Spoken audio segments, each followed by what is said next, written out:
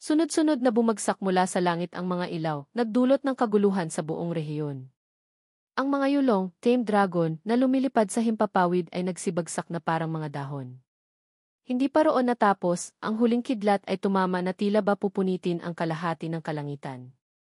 Ang tanawin ng kuta na naging wasak, kasama ang mga bangkay ng yulong na nagkalat, ay naging mas nakakatakot kaysa dati.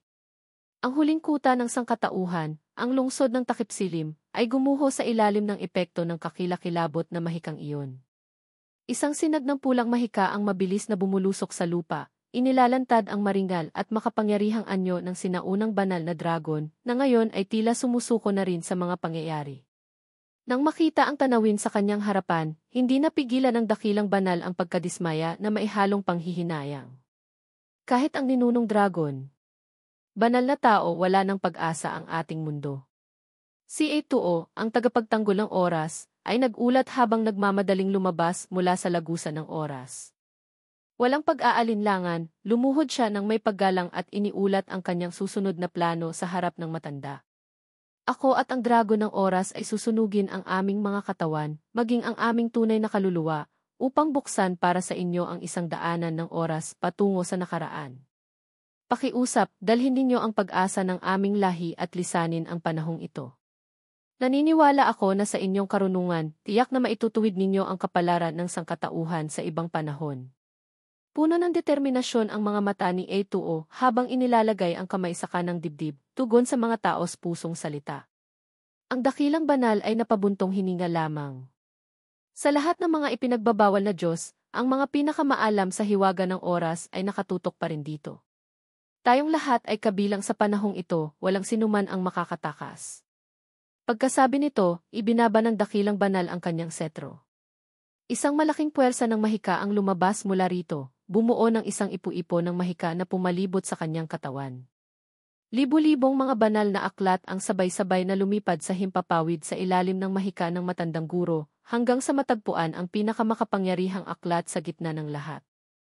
Hayaan ang mga hindi kabilang sa panahong ito ang magbago sa kapalaran ng sangkatauhan, bulong ng dakilang banal habang nakatingin sa malayo, bago muling ginamit ang kanyang setro upang magpakawala ng isang sinag ng mahika na may napakalaking presyon. Mula sa tuktok ng kuta, isang napakalakas na enerhiya ang sumambulat, tila pinupunit ang kalangitan, sumunod sa sinag ng liwanag at tumama ng diretsyo sa matakaw na halimaw na espiritu sa harapan. Mga hamak na tao, bago kayo lipulin ang tadhana, ang anumang walang saysay na pagpupumiglas ay magmumukha lamang kayong kaawa-awa. Isang malalim na boses ang patuloy na umalinggaw mula sa halimaw habang unti-unti nitong sinisipsip ang enerhiya ng kuta sa ibaba. Nang makita ang sitwasyon, hindi alam ni A2O kung ano ang nangyayari kaya nagtanong siya, ano ito? Agad na sumagot ang matandang guro habang nakatutok ang mga mata sa unahan, ang ipinagbabawal na Diyos. Ang lahat ng hamak na pag-asa ay lalamunin ng kawalan ng pag-asa. Sangkatauhan, tahimik na bumalik sa mga guho ng panahon, kasama ang malungkot na pag-asang ito, at maging alabok ng kasalukuyang henerasyon. Sa kabilang banda, ang halimaw na espiritu ay patuloy na nagpakawala ng mga negatibong tunog sa pagkagulat ng dakilang banal. Nais niyang sirain ang daanan. Naunawaan kung ano ang dapat gawin, ipinikit ng matanda ang kanyang mga mata, nag-isip sandali bago itinaas ang kanyang setro at nagsalita, tayo ay mga alabok, ngunit tayo rin ay mga bayani. Biglang, ang liwanag sa kanyang katawan, pati na rin kay A2O, ay dahan-dahang lumutang sa kalangitan. Ipinagbabawal na Diyos, saksihan ang pagsabog ng libu-libong alabok. Sugod, mga kabalyero. Ang malakas na sigaw ay umalinggaw habang ang lahat ay nakatutok sa bawat salita ng matandang guro. Iyan ang banal na tao. Ang banal na tao ay nagsisimula ng isang makabagbag damdaming talumpati. Ang talumpati ng dakilang banal ay nagpatuloy mula sa tuktok ng kuta, nagpapalabas ng nakakasilaw na liwanag. Ang panahong ito ay malapit ng magwakas, malapit ng bumalik sa alabo. O, mga matatapang na mandirigma, samahan ninyo akong sindihan ang mga paputok ng araw ng kawakasan. Bilang tugon sa utos, sabay-sabay na inialay ng mga kabalyero ang kanilang sarili. Isang luha ng determinasyon ang pumatak. Nagpasya akong sumunod, buhay man o kamatayan, hindi ako aatras. Isang nakabibinging sigaw ng pagtutol ang maririnig mula sa halimaw na espiritu sa harap ng napakalakas na puwersa mula sa sakripisyo ng buong pangkat. Ang kanilang mga salita ay ipinadala sa pamamagitan ng malakas na daloy ng enerhiya mula sa tuktok ng kuta. O, mga tao ng nakaraan, ang aming kinabukasan ay ipinapadala sa inyo bilang isang regalo. Ito ay babalik sa ilog ng oras, patungo sa malayong nakaraan, upang maghasik ng mga binhi ng pag-asa para sa kinabukasan ng sangkatauhan. Ang enerhiya ay patuloy na dumaloy sa kalawakan, patungo sa isang lugar na nagbukas ng isang tanawin na puno ng buhay. Ito ay isang lumang tiwangwang na lupain kung saan laganap ang mga mababangis na hayop.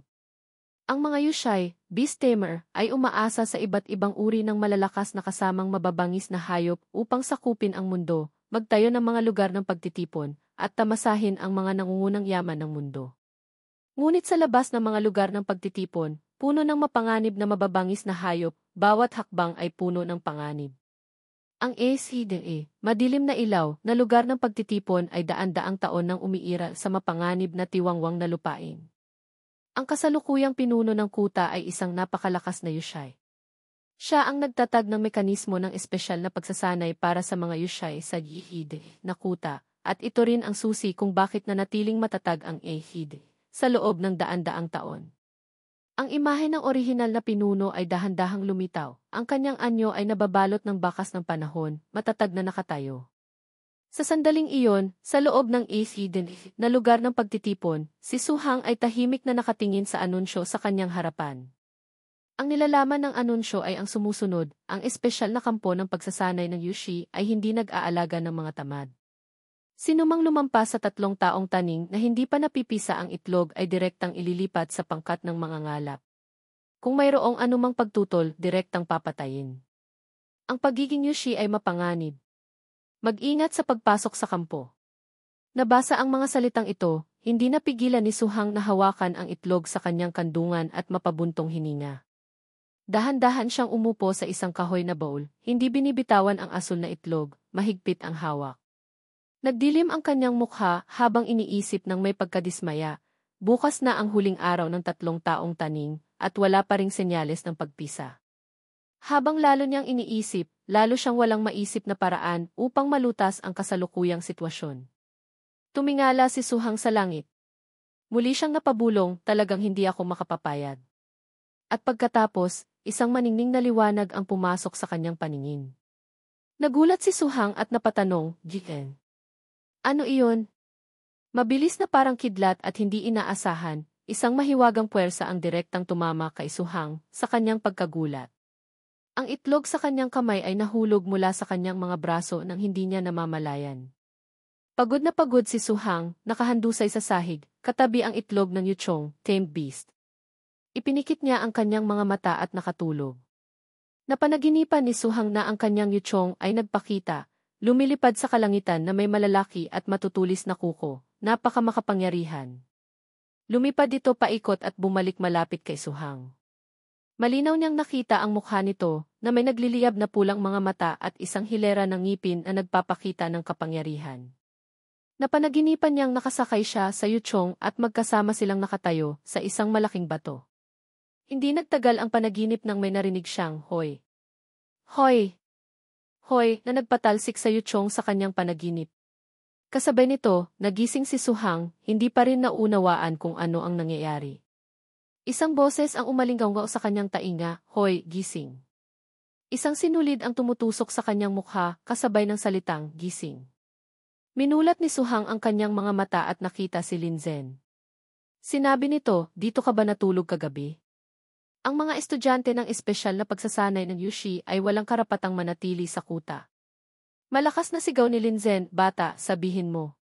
Dito ka ba nagpalipas ng gabi?" Pautal-utal na nagsalita si Suhang kagabi. Naalala niya ang kanyang panaginip at naisip, kaya panaginip lang pala iyon. Kinamot niya ang ulo. Ang panaginip kagabi. Mayroong dambuhalang dragon, at mayroong Yulong Shai, Dragon Tamer Master. Ganoon ba talaga kalakas ang mga Yushi? Nang makita ni Linzen na hindi pinapansin ni Suhang ang kanyang tanong, muli siyang nagsalita ng may galit, "Bata, ano yang binubulong-bulong mo? Akala mo ba hindi ako umiiral?" Sumigaw siya ng malakas, pagkatapos ay sinampal ang kaliwang pisngi ni Suhang at sinabing, nagkukunwaring inosente. Noon lamang natauhan si Suhang, hawak ang mukha dahil sa sobrang sakit. Nakita ito ni Linzen at ngumisi. Narinig ko na balak mong mag-ulat sa pangkat ng tagahanap ngayon at sumama sa mga hamak na taong layas na iyon palabas ng lugar ng pagtitipon upang maghanap ng pagkain. Biglang naisip ni Suhang paglabag sa curfew. Muling nagsalita si Linzen, nagtataka ako, pagkatapos ng 10 hagupit, makakabalik ka pa ba ng buhay mula sa kagubatan? Kasabay nito ang isang mapanuksong ngiti. Kasabay nito, ang itlog ng dragon scale, long ise, sa tabi ni Suhang ay nabiyak, tumunog ng ki-crack-crack. Nagulat si Linzen at sinabi, Suhang, bakit nabibiyak na ang itlog ng yuchong mo? Lumingon si Suhang, hindi maitago ang saya sa mukha. Ang itlog ng yuchong ko, nagtagumpay na. Niyakap niya ang itlog at sumigaw, nagtagumpay ako. 3 taon ng pagsisikap, hindi na sayang. Nagawa ko. Si Linzen sa tabi ay nataranta. Patay na. Itong walang kwentang ito, nagtagumpay talaga. Mabilis na nagbago ang ekspresyon ni Linzen, ngumiti at sinabing, hindi pagkakaunawaan ito. Ginoong Suhang, tatawagin ko agad ang tagapagsanay upang kumpirmahin ang inyong pagkakakilanlan bilang isang yushai. Pagkatapos nito, maaari na kayong umangat sa buhay. Mula sa kung saan, isang boses ang umalingaw-ngaw, hindi mo na kailangang tumawag. Pareho silang nakarinig ng boses at sabay na lumingon sa direksyon ng pinto. Iyon ay ang punong tagapagsanay ng espesyal na pagsasanay ng yushai sa kuta, si Lugyu. Sinabi niya, subukan mong makipag-ugnayan ngayon sa itlog ng yuchong. Nagtataka pa rin si Suhang at nagtanong, makipag-ugnayan? Sa wakas, sinabi niya, munting nilalang, pinaghintay mo ako ng matagal. Mula sa loob ng itlog, isang tunog ng ti-kuunong pi ang lumabas. Narinig ito ni Suhang at hindi maipaliwanag ang saya. Sumagot siya, kasabay ng isang maningning na ngiti. Ngumiti si Lugu at sinabi, mabuti, mabuti, mabuti. Ipinatong niya ang 2 kamay sa balikat ni Suhang. Ako, ang commander ng ECD, ay nagkaroon na naman ng isang batang yushai. Tuwang-tuwa siya. Ngunit nang tingnan niya ng diretsyo si Suhang, isang pasa ang nakita niya sa mukha nito. Ano ang nangyari sa sugat sa mukha mo? Biglang naalala ni Suhang, itinuro si Linzen at sinabing, siya ang nanakit. Sumimangot si Lugyu. Manakit ng isang yushai. Sige, subukan mo. 20 hagupit, dalhin sa labas ng lugar ng pagtitipon upang maghanap ng pagkain. Isang malamig na boses ang lumabas. Ikaw na mismo ang tumanggap ng parusa. Narinig ito ni Linzen, nagmamadaling lumuhod at nagmakaawa, wag po. Nakikiusap ako sa inyo, Ginoong Suhang, nakikiusap akong patawarin inyo ang buhay ko. Hindi ito pinansin ni Lugu, lumingon kay Suhang at sinabing, sumama ka sa akin. Nagpunta sila sa kuta at pumasok sa loob upang makipagkita kay Zuhe, ang pinuno ng kuta. Sinabi ni Zuhe, ang batang ito ang unang baguhan sa huling kalahati ng taon. Sumagot agad si Lugu, opo. Narinig ko na balak niyang mag-ulat sa pangkat ng tagahanap ngayon, hindi inaasahang sa bisperas ng kanyang pagtanda ay nagtagumpay siyang makalusot. Sa madaling salita, hindi maaaring kulangin ang gantimpala para sa batang ito. Nagpatuloy si Zuhe, magaling. Ang batang ito ay nagawang baligtarin ang sitwasyon sa huling sandali, matagumpay na nalampasan ang mga tanikala. Tumawa siya ng malakas. Hindi masama, napakagaling. Sumeryoso ang kanyang mukha. Bata, bibigyan kita ng 2 pagpipilian. Una, kung ang itlog ng yuchong mo ay isang lingsi, scale beast, bibigyan kita ng 1 piraso ng kaliskis ng dragon na naglalaman ng dugo ng isang mataas na antas na nilalang na uri ng dragon. Maaari nitong mapabilis ang pagpisa ng iyong lingsi at gawin itong mas malakas kaysa sa ibang lingsi pagkapisa.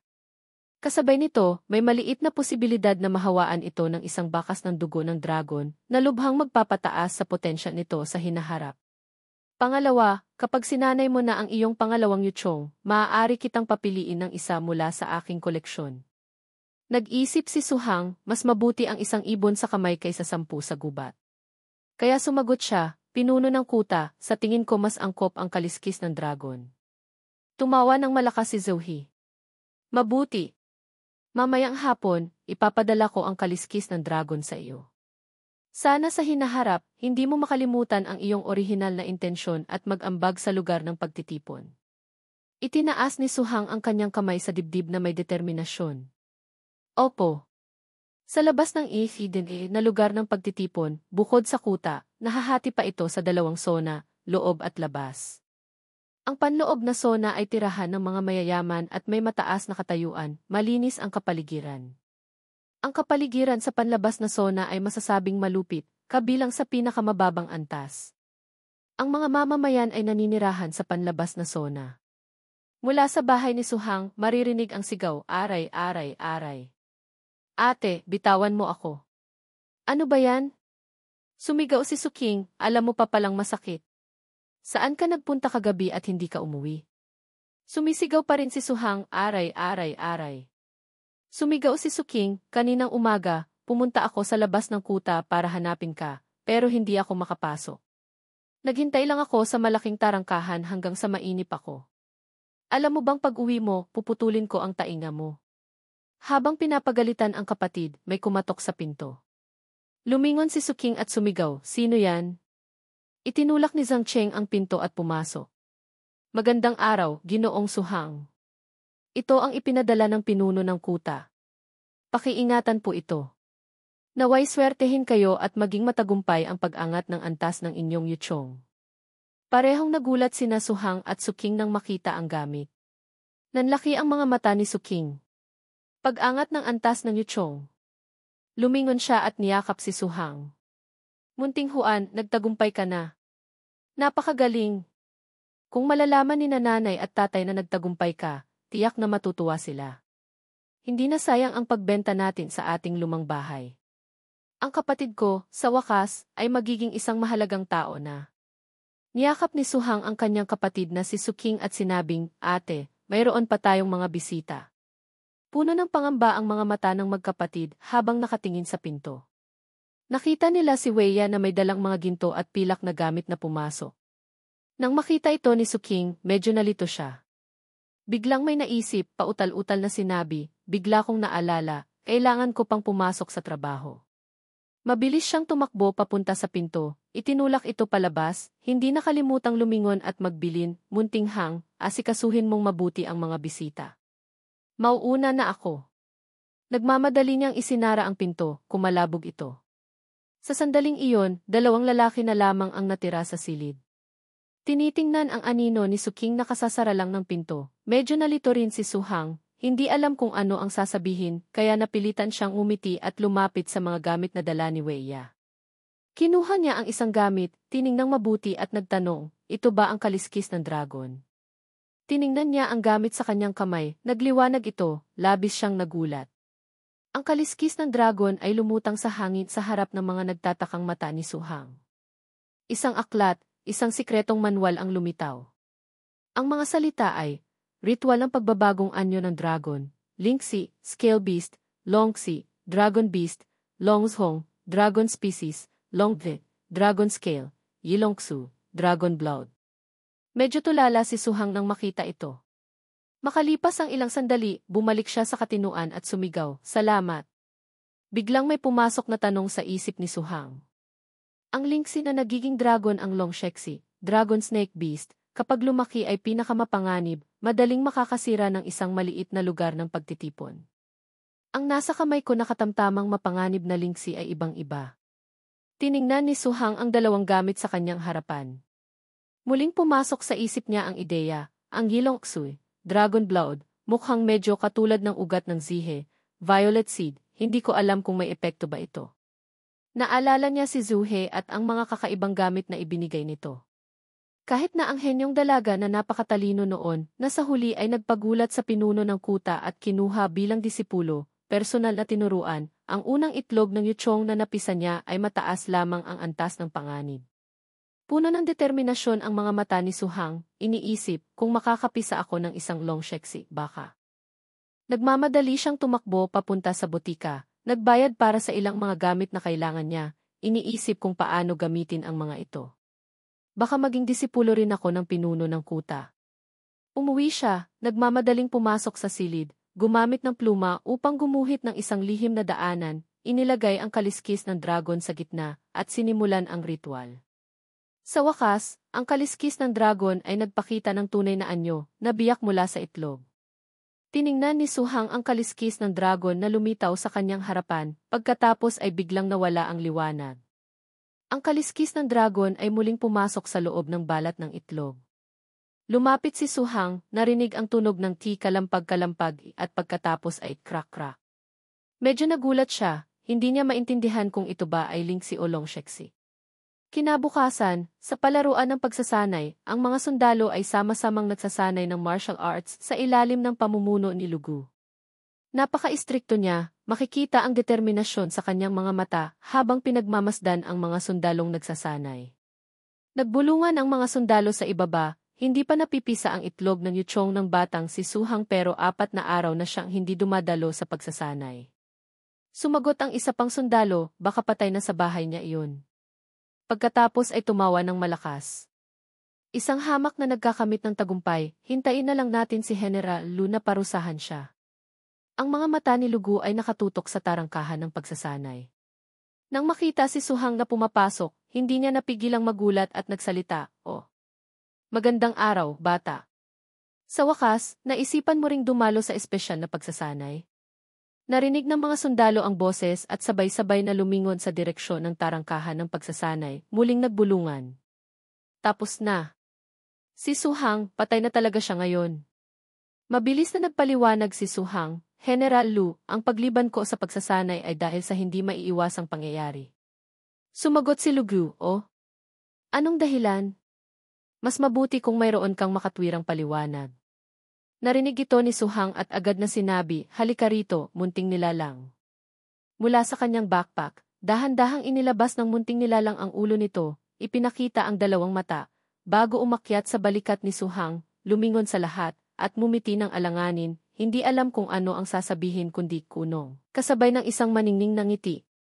Sa sandaling ito, masamang tingin ang ipinukol ni Lugu kay Suhang. May ilang nagulat at nagsabi, dapat Lingxi iyon. Ano iyon? Napakalakas ng aura. Mahigpit na ikinuyom ni Lugu ang kanyang kamao, seryosong sinabi, ito ang pinakamapanganib na uri, ang Longshexi. Nagbulungan ang mga nasa likuran.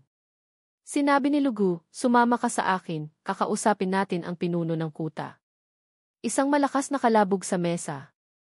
May nagsabi, talagang ang pinakamapanganib na uri. Seryosong nagsalita si Zuhe, unang pagpisa ng itlog, at ito ay ang pinakamataas na antas ng panganib. Itinuro niya si Lugu. Sino ang responsable sa paggawa ng itlog na ito ng yuchong para kay Suhang? Inutos niya, agad na ipaalam sa departamento ng mga gawain, parusahan ng 3 buwang sahod ang taong iyon. Naglakas loob siyang ihalo ang Longshexi sa Lingxi para gumawa ng itlog ng yuchong, muntik nang masira ang kinabukasan ng isang napakatalinong henyo. Lumingon si Zhouhe kay Suhang. Tungkol sa iyo, naghirap ka nitong mga nakaraang taon. Mabuti na lang at nakarating ka hanggang dito. Ngumiti siya at nagpatuloy, kung sa simula pa lang, isang ordinaryong itlog ng yuchong ang nakuha mo, o kahit isang mataas na antas ng panganib na uri tulad ng kay Susu, marahil ang tagumpay mo ngayon ay hindi magiging ganito kaordinaryo. Ngunit, pagkatapos ng hirap ay ginhawa. Simula sa Longshexi na ito, ang iyong kinabukasan ay tiyak na hindi mapapantayan ni Numan. Tuwang-tuwa si Suhang. Hindi ko bibigyan ang inaasahan ng pinuno ng kuta. Nagpatuloy si Zuhe, ako mismo ang nagtatag ng lugar na ito ng pagsasanay ng Yushai. Hindi ko inaasahan na magkakaroon ng isang tulad mo, hindi lamang henyo kundi napakatatag din, natutuwa ako. Itinuro ni Zhouhe si Suhang. Tatanungin kita, payag ka bang maging disipulo ko? Nagulat si Suhang. Ano? Nagsalita si Lugu, pinuno ng kutad. Naisip niya, hindi ko inaasahan na pagkatapos ng 3 taon, nais na namang kumuha ng disipulo ang pinuno ng kuta, isang henyo tulad ni Bai Susu. Inilagay ni Suhang ang kamay sa dibdib, seryosong sinabi ng malakas, payag po ako, guro. Masayang sinabi ng pinuno ng kuta, mabuti. Nagpatuloy siya, ngayong gabi, tipunin ang lahat ng yushi na walang tungkulin pabalik sa kuta para sa isang piging, upang masaksihan ang pagsilang ng isang henyong yushi sa Ihides base, at upang ipagdiwang ang pagtanggap ng pinuno ng kuta ng isang bagong disipulo. Lumipat ang eksena sa isang kastilyo. Ang piging ay tumagal hanggang gabi. Sa isang maliit na bahay na yari sa kahoy, umuwi si Suhang kasama ang kanyang kapatid sakay ng karwahe, sa ilalim ng proteksyon ng mga bantay ng pinuno ng kuta. Sa maliit na bahay, sinabi ni Suhang, "Ate, ngayon, bawat buwan, tumatanggap ako ng allowance para sa yushi na 100 gintong barya. Sa panahong iyon, bibilhin natin ulit ang lumang bahay na ibinenta mo para magkaroon ng pera para sa espesyal na pagsasanay ko." Kinurot ng kapatid ni Suhang ang kanyang pisngi. "Nako, ate, 3 taon na akong nagtatrabaho, hindi pa ako kumikita ng ganyang kalaking pera." Si Muntinghang talagang may kinabukasan. Sumigaw si Suhang sa sakit, aray. "Ate, huwag mo na akong kurutin." Ikinaway niya ang kamay, pinapahinga si Suking. "Magpahinga ka na muna, ate. May trabaho ka pa bukas." Sumagot ang kapatid niya, "Sige." Nakaupo si Suhang sa mesa. Ang pinakakaraniwang pagkakaiba sa pagitan ng ordinaryong nilalang at ng pinakamapanganib na uri ay kung may kakayahan ba silang gumamit ng likas na enerhiya. Kung mahusay silang gumamit ng likas na enerhiya, iyon ang tinatawag na kasanayan. Ang kasanayan ang pangunahing salik na tumutukoy sa lakas ng isang yutsong. Ang Longshexi ay isang nangungunang mapanganib na uri, ang likas na enerhiya nito ay tiyak na hindi mahina. Bukod sa karaniwang masasamang gawi, ang Longshexi ay may 6 na kasanayan, ayon sa pagkakasunod-sunod. Longmian, Dragon Sleep, sa uri ng dragon, may kakayahang mabilis na maibalik ang lakas at mga sugat. Kasama ang karamihan sa mga mababang antas na uri ng dragon, mayroon ding mga uri na maaaring magkaroon ng mababang antas na Longli, Dragon Power, mababang antas na Longwei, Dragon Might. Ang kasanayang Difangjai, Earth Fangthorn, ng elemento ng lupa ay may napakalakas na mapanirang puwersa. Sa elemento rin ng lupa, mayroong kasanayang Dilixishu, Earth Power Absorption, na may kapansin-pansing kakayahang magpagaling.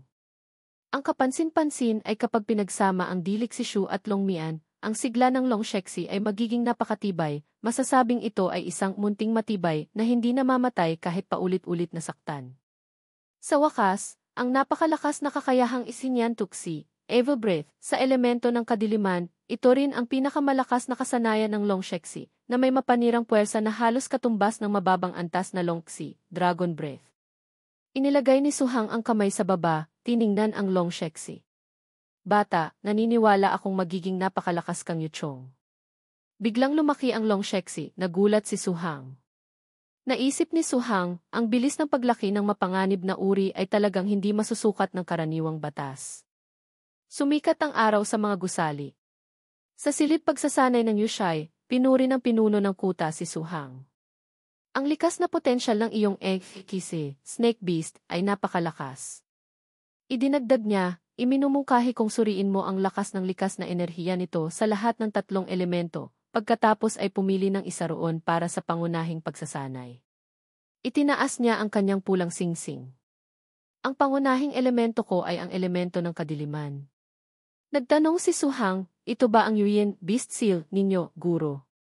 Ang Yuyin ay isang espesyal na gamit na maaaring maglaman ng malalaking yutsong sa isang espasyo ng pagtulog sa loob ng Yuyin na tumutulong sa kanila na mabilis na maibalik ang lakas. Isang malaking espiritong hayop ang lumabas mula sa pulseras ng isang babae. Kapag ang isang yutsong ay pumasok na sa yugto ng pagtanda, ang laki nito ay napakalaki. Ang mga yushi ay hindi lamang kumokontrol ng isang yutsong, kaya gumawa sila ng maraming yuyin tulad ng mga pulseras, kwintas, suklay, relo, hikaw, palawit at singsing. Ikinaway ni Zuhi ang kamay, mula sa singsing sa kanyang daliri, isang yutsong ang lumipad palabas. Nagulat si Suhang sa tanawin. Singhong Ilang, Crimson Evil Wolf. Tumayo ito sa harap ni Zuhi at Suhang. Ipinakilala ni Zuhe, ito ang Singhong Ilang, isang uri ng teroristang nilalang mula sa kapanganakan, na kalaunan ay pinalaki hanggang sa buong yugto ng mataas na antas na teroristang uri. Ito rin ang yutsong ko noong mga unang taon, angkop para subukan ang iyong Longshexi. Nang marinig iyon, natigilan si Suhang. "Ito ba ang tinatawag na angkop?" Hinaplos ni Zuhi ang Singhong Ilang. Ang Singhong Ilang ay isang teroristang uri na may kombinasyon ng purong elemento ng kadiliman at purong elemento ng hayop. Itinuro ni Zuhi ang Longshexi na yakap-yakap ni Suhang. "Suhang, ilabas mo ang Longshexi." Ang natitira ay nakasalalay na sa kanya. Nang marinig ito, puno ng pangamba si Suhang. Ang Long Shexi ay mas takot pa kaysa sa amo, pinagpapawisan. Nanginginig ang Long Shexi, ang munting katawan nito ay nasa ilalim ng anino ng Xinghong ilang. 2 tao ang kalmado, 2 tao ang natatakot. Lumingon ang Long Shexi, nagmamakaawang tumingin kay Su-hang, ngunit ang tanging magagawa niya ay aliwin ito ng may pag-iwas. Ayos lang, ayos lang. Kaya mo yan. Hindi pa tapos mag-usap, inutusan na ni Zuhi ang kanyang yuchong. Xinghong ay lang, gamitin ang Au Tuxi, Evil Desire Breath, para matuto ang bata. Ingatan ang lakas ng apoy. Mula sa bibig ng Xinghong ilang, lumabas ang Au Tuxi na kulay pulang-pula. Biglang, isang boses ang nagsabing, tigil. Ang Xinghong ay lang ay nagtaka, itinigil ang atake. Ikinaway ni Zuhi ang kamay sa kanyang yuchong. Sige na. Nagtaka si Su-hang. Bigla siyang tumingin sa ilalim ng kanyang paa. Ang Long Shexi pala ay nagsisikap na palabasin ang lakas nito. Ang buong katawan ay nagliliwanag ng lilang enerhiya, at ang mga mata ay pula at mabagsik. Nang makita ito, batay sa karanasan, sinabi ni Zuhe, mukhang isang matalinong bata, ano? Si Su-hang naman ay sumisigaw ng suporta para sa kanyang yuchong. Kaya mo yan. Kaya mo yan. Mula sa pagmamalaki, naging awkward nang maubusan ng lakas ang Long Shexi. Lumapit si Zuhi sa Long Shexi at sinuri. Ang batang ito ay nagsisimula ng maunawaan ang enerhiya ng elemento ng kadiliman. Ang lilang usok na ito ay ang unang anyo ng Isnyan Tuxi, Evil Breath. Lumingon siya at pinuri si Su-hang. Biglang sumaya ang mukha ni Su-hang. Nakakuha ka ng kayamanan. Napakataas ng likas na talino ng Long Shexi na ito. Sa pagtingin pa lang sa unang kilos, nagsimula na itong maunawaan ang kasanayan. Mukhang hindi na kailangang magpakita ng halimbawa ang Xinghong ilang. Itinaas niya ang kamay na may singsing at ibinalik ang Xinghong ilang sa loob. Nang marinig ito, nakahinga ng maluwag ang Long Shexi, tila nabunutan ng tinik. Biglang, isang malaking yuchong na may tuka ng pato ang lumitaw, na nagpatakot sa Long Shexi. Nagliwanag ang mga mata ni Zuhe. Ito ang pinakamataas na antas ng teroristang uri na may 3 elemento, lupa, hayop at demonyong hayop na may tuka ng pato. Hayaan mo siyang makipaglaro sa iyo. Nagulat si Su-hang nang maramdaman ang isang bagay sa ilalim ng kanyang paa. Nang tumingin siya sa ibaba, nakita niya ang Long Shexi na mahigpit na nakayakap sa kanyang binti, puno ng takot. Tila iiyak na ang Long Shexi, sumisigaw ng tulong, hindi. Q. Nang makita ito, napilitan siyang ikaway ang kamay at makiusap kay Zuhe. Guro, ang paggamit ng pinakamataas na antas na uri ay baka hindi masyadong angkop. Nang marinig ito ni Su-hang, sumeryoso rin ang mukha ni Zuhe, nag-iisip. Tama ka rin. Biglang namula ang bibig ng pinakamataas na antas na uri, huminga ng hangin, ang buntot ay tila handang sirain ang lahat. Puno ng saya si Zuhe, kabaligtaran ng kanyang mukha kanina. Tama ka. Sa harap ng isang henyong yuchong na tulad nito, ang paggamit ng pinakamataas na antas na mapanganib na uri ay masyadong magaan. Ito ang isa sa aking mga pangunahing yuchong, kombinasyon ng elemento ng apoy, dragon, kadiliman, at bato. Ito rin ang aking kaisa-isang yuchong na may elemento ng apoy. Isang dambuhalang dragon, ang mga mata ay pulang-pula, ang katawan ay tila nagliliyab. Itinaas ni Zuhi ang 2 kamay, nag-uutos, kumilos ka na, Rongyan Baolong, Lava Tyrant Dragon. Si Su-hang at ang Long Shexi ay nakatayo sa ilalim ng malaking anino ng yuchong ni Zuhe, natatakot. Siya ay puno ng pagkamangha, habang ang Long Shexi ay nanlalaki ang mga mata, nakanganga. Ang uri ng dragon ay napakabihira, hindi ba? Tila may interes si Su-hang dito. Ang Long Shexi naman ay tila hihimatayin na. Sumagot din si Zuhi. Siyempre bihira. Ikaw na batang pasaway, maswerte ka at napisa mo at nasupil ang Long Shexi. Kung hindi, itong Long Shexi ay hindi mapupunta sa isang baguhan na tulad mo. Maraming veteranong yushi ang nagnanais na makasupil ng yuchong na uri ng dragon, ngunit hindi magawa. Habang nagsasalita si Zuhe, ang Long Shexi naman ay nakayakap sa binti ni Su-hang, umiiyak ng walang tigil. Biglang nag-isip si Su-hang, iniisip ang tungkol sa isang aklat. Mukhang kailangang ilihim ang tungkol sa Jiuri Longdian, 9 Sons Dragon Canon. Nagtanong si Zuhe, handa ka na ba? Si Su-hang at ang Long Shexi ay natulala lamang. Ang Yuchong ni Zuhe, na may pulang mga mata, ay handa ng lumaban. Nanginginig ang Long Shexi, umiiyak ng walang tigil. Hiu hiu! Ikinaway ni Zuhi ang kamay, nag-uutos sa kanyang Yuchong. Rongyan Baolong, gumamit ka ng kaunting Long Wei, Dragon Might, para subukan ang tibay ng batang ito. Ang Yuchong na iyon ay ibinuka ang malaking bibig, tila lalamunin ang lahat, handa ng lumaban. Ang enerhiya nito ay dahan-dahang lumapit kina Suhang at Long Shexi. Yumuko si Suhang, sinusubukang harangan ang enerhiya mula sa Rongyan Baolong, iniisip, napakalakas ng kapangyarihang ito. Puno ng hirap ang kanyang mukha, pakiramdam niya ay isa siyang maliit na bangka sa gitna ng isang ilog na may bagyo, anumang oras ay maaaring tumaob sa ilalim ng kapangyarihan ng pinakamataas na antas na nilalang na ito. Nagulat si Suhang nang ipatong ni Zuhi ang kamay sa kanyang balikat. Seryoso siyang nagsalita, batang pasaway, huwag kang tumayo sa sakop ng atake.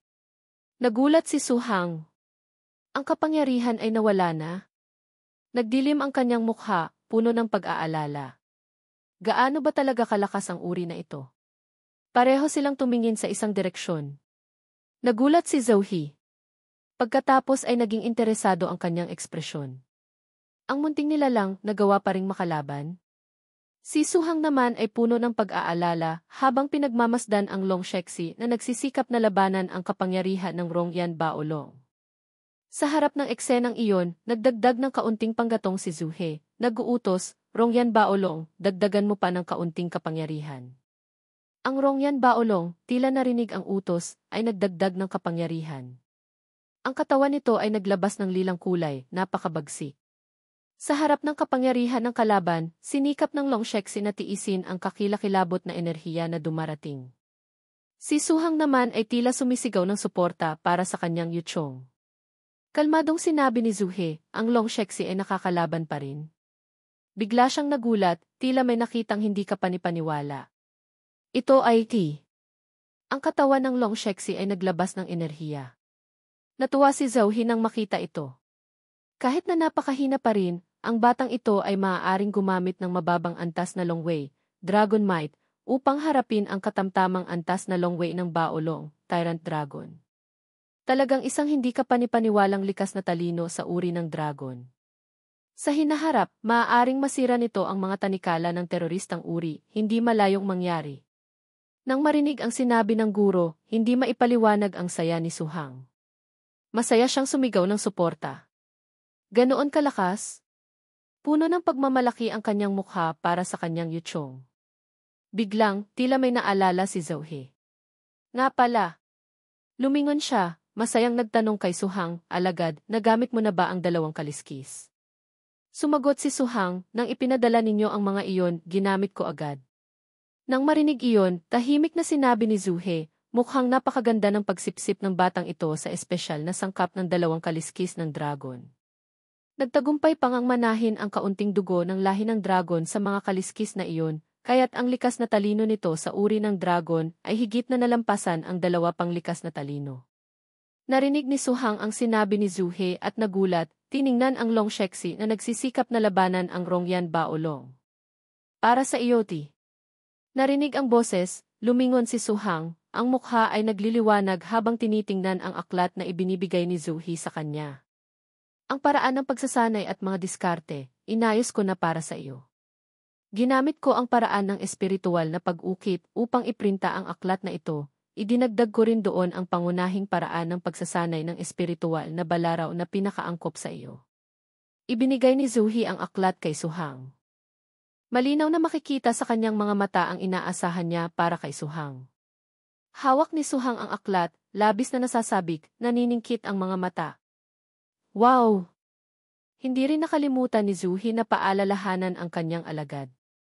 Kapag sinasanay ang Yuchong, huwag pabayaan ang sariling paglilinang, ha? Ang espiritual na enerhiya ang likas na enerhiya ng Yuchong, ito rin ang batayan para sa Yushi na kontrolin ang Yuchong. Masayang inilagay ni Suhang ang kamay sa dibdib, nagpapakita ng pagsunod. Maraming salamat, Guro. Pagkaalis sa kuta, nabili ni Suhang ang lumang bahay noon.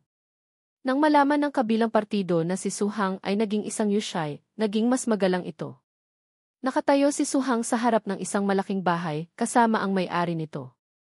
Masayang ibinigay ng may-ari ng bahay ang susi kay Suhang. Habang hindi pa tapos sa trabaho si Suking, nilinis ni Suhang ang lumang bahay. Habang nagwawalis, umingiti siya ng may kaligayahan. Ang Longshexi naman ay pagod na nakahandusay. Kahit hindi maibalik ang anyo tulad ng sa alaala, sa pangkalahatan, ito ay isang magandang bagay. Pasan-pasan ni Suhang ang Longshexi, nakatayo sa harap ng bahay, pinagmamasdan ito na parang isang tagumpay.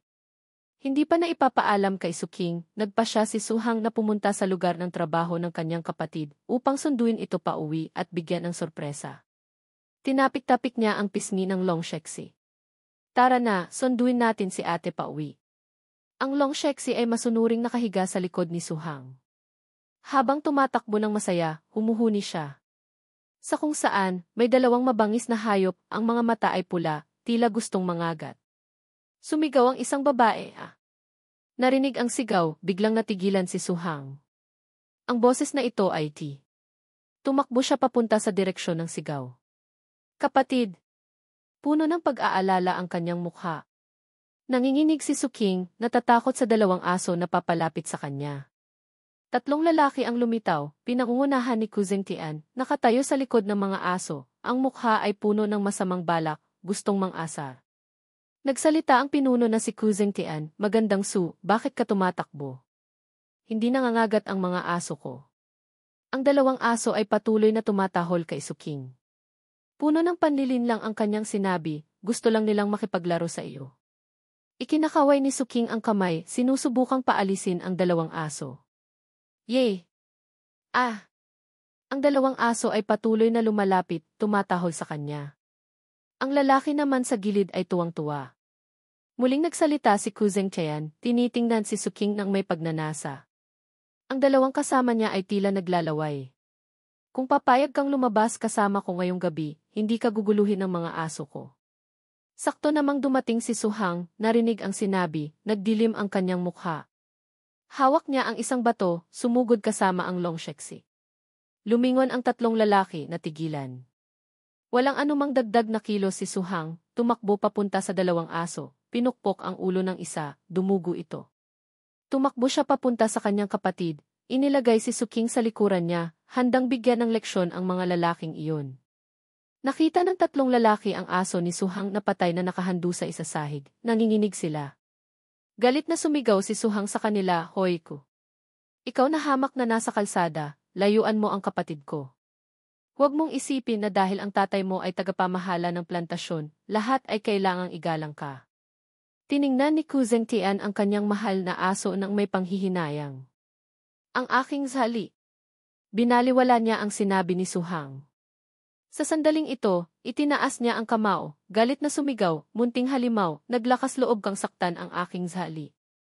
Galit na galit, inutusan niya ang natitira niyang aso, Reke, kagatin mo siya.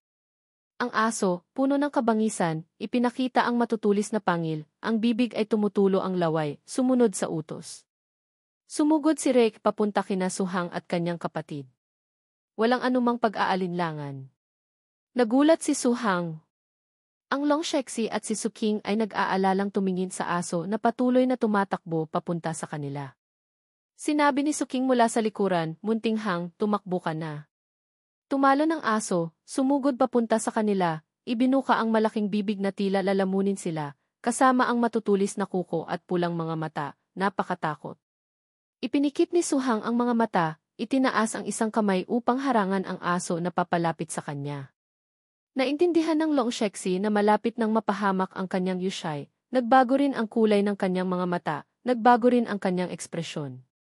Glue! Tumalo ng Longshexi, kinagat ang liig ng aso, nagpaagos ng dugo, nasaktan ito. Labis na nagulat si Suhang nang makita ang eksena, kung saan kinakagat ng Longshexi ang aso hanggang sa bumagsak ito sa lupa. Munting nilalang. Namatay ang aso dahil sa atake na iyon. Gru! Nagulat din si Suking. Makalipas ang ilang segundo, puno ng saya si Suhang, sumisigaw ng suporta, magaling, munting nilalang. Kagatin mo siya hanggang mamatay. Sinikap ng munting nilalang na kagatin at hilahin ang isang piraso ng liig ng aso, puno ng dugo, kasabay ng dugo na umaagos mula sa bibig nito. Ang dalawang kasama ni Kuzeng Tian ay napanganga. Si Kuzeng Tian naman ay natigilan din, nasasaktan at sumisigaw, ang aso ko. Stang ina, ang tapang mo talaga. Sa sobrang galit, bumunot ng kutsilyo si Kuzeng Tian. Galit siyang nag-utos, hawakan ang kutsilyo, sugod. Saksakin ninyo siya. Ang tatlong lalaki, hawak ang kutsilyo, sumugod ng mayabang, sabay-sabay na nagsabi, saksakin siya. Sa harap ng sitwasyon na lumalala, hindi nagmadali o nagbagal si Su Hang, inutusan ang munting nilalang, Long Wei, Dragon Might. Matigas siyang nag-utos. Ang buong katawan ng Long Shexi ay naglabas ng lilang enerhiya, nagbago ang mga mata, tila pumasok sa mode ng pakikipaglaban. Natigilan ang tatlong lalaki, nanginginig. Stang ina, ano na naman ito? Si Kuzeng Tian naman ay nanginginig lamang at nagsalita. Ang dalawang kasama niya sa likuran ay takot na takot, pautal-utal na nagsabi, Boss, ang bangis ng batang ito. Mas mabuti pang mag-ingat tayo. Biglang, isang grupo ng mga tao ang lumapit. Ang nangunguna ay may suot na tela sa braso, malakas na nagtanong, Hoy, ano ang ginagawa ninyo? Lumingon ang mga lalaking iyon, nagtatakang tumingin. Isang kasama ni Kuzeng Tian ang bumulong sa taingan niya, tingnan mo sa kabilang banda, dumating na ang pangkat ng mga bantay. Nanlaki ang mga mata ng lalaking iyon, nagkaroon ng ideya para sa amo. O kaya, hayaan natin silang humarap sa batang ito. Kung may mangyari, mayroon tayong masasandalan. Nang marinig ito, agad na nagkaroon ng masamang balak si Kuzeng Tian, mayabang na sinabi, ang pangkat ng mga bantay dito, kilala ko silang lahat. Mamaya, tiyak na ipapahawak ko sa kanila itong hamak na asong ito. Tumingin siya sa magkapatid at mayabang na nagsalita, tila nanalo na, kapag napasok na siya sa bilangguan ng pangkat ng mga bantay, saka natin siya parurusahan para wala na siyang magawa. Nanlaki ang mga mata ni Suking, hindi pa rin nauunawaan ang nangyayari. Si Kuzeng Tian naman ay namumula, ang mga mata ay nanlilisik sa pagnanasa. Iniisip niya kung ano ang mangyayari kapag nakulong si Su Hang, walang magtatanggol kay Suking. Kapag nahawakan ko na itong hamak na ito, haharapin ko ang kapatid niya sa harap niya mismo. Iniisip niya ang eksena kung saan si Suking ay takot, nakaluhod sa harap niya, nanginginig sa tuwa. Tumutulo ang kanyang laway, iniisip, hindi maaaring mamatay ng walang kabuluhan ang aso ko. Puno ng pagnanasa, hawak ang kutsilyo, umiindayog. Si Zheng Jun, kapitan ng pangkat ng mga bantay. Sino ito? Hindi ba't si Ginoong Ku? Lumapit siya, ipinatong ang kamay sa balakang, nagpakita ng otoridad. Anong kaguluhan ito? Agad na lumapit si Kuzeng Tian, ipinatong ang isang kamay sa balikat ni Zheng Jun, ang kabilang kamay ay itinuro sa magkapatid na Su Hang, nagrereklamo. Kuya Zheng, itong hamak na ito, walang dahilan, hinarang kami at pinatay ang dalawa kong alagang hayop. Napakalupit ng pamamaraan niya. Hulihin ninyo siya agad, ikulong sa bilangguan.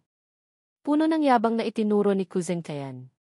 Sumimangot si Su Hang, naiinis sa kasinungalingan ni Ginoong Ku. Hindi na nagtanong pa si Zheng Jun, ikinaway ang kamay, nag-utos sa dalawang kasama niya nang walang tanong. Dalawang iyan, hulihin ninyo siya. Sumunod ang dalawang iyon, isang maihawak na baril, isang maihawak na posas, dahan-dahang lumapit kina Su Hang at Suking. Sinabi ng maihawak ng posas, batang pasaway, naglakas loob kang patayin ang alagang hayop ni Ginoong Ku. Masunuring bitawan ang armas at sumuko ka na. Huwag mo nang hintayin kami pa ang kumilos. Inihagis ni Su Hang ang isang bato sa harap ng dalawang bantay, napatigil sila. Hinarangan niya ang kanyang kapatid, itinuro ang bato at sinabing, ang pumatay sa aso ay ang batong ito. Kung may problema, kausapin ninyo ang bato. Nagalit ang dalawang lalaki, malakas na nagmura, batang humaharang sa daan at nananakit, naglalakas loob ka pang magsalita. Kapag nasa bilangguan ka na, malalaman mo ang hinahanap mo. Biglang, isang espiritong hayop ang lumitaw, nagpatigil sa dalawang lalaki. Kumapit ang espiritong hayop sa balikat ni Su Hang, ang mga mata ay pulang-pula, umuungol. Natakot ang dalawang lalaki, pautal-utal na nagsabi, Yu Chong. Itinaas ni Su Hang ang isang card, napatahimik sila. At ito pa. Buksan ninyo ang mga mata ninyo at tingnan kung ano ito. Isang berdeng card.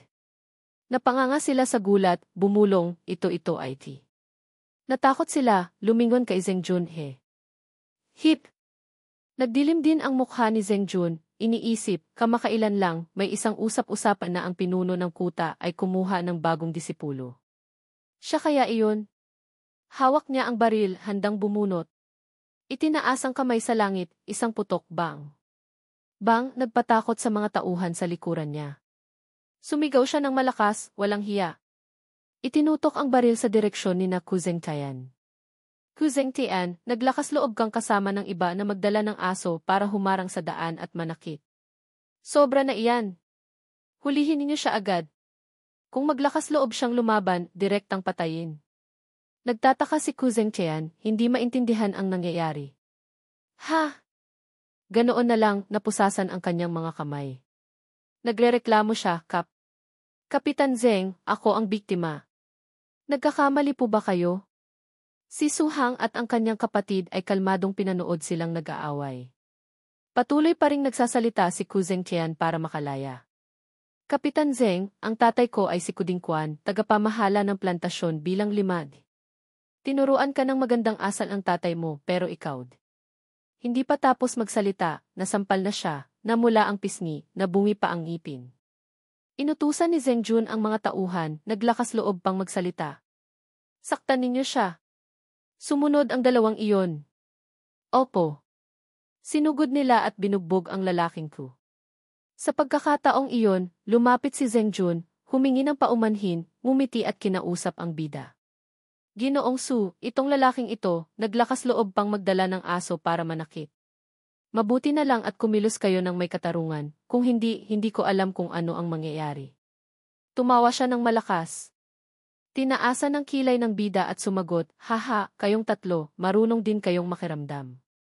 Nang marinig ito, nagmamadali siyang sumagot ng may katalinuhan, Ginoong Su, masyado ninyo kaming pinupuri. Kapag nahulog sa kamay ko si Zeng Jun, kung hindi mamatay, mababalatan ng buhay.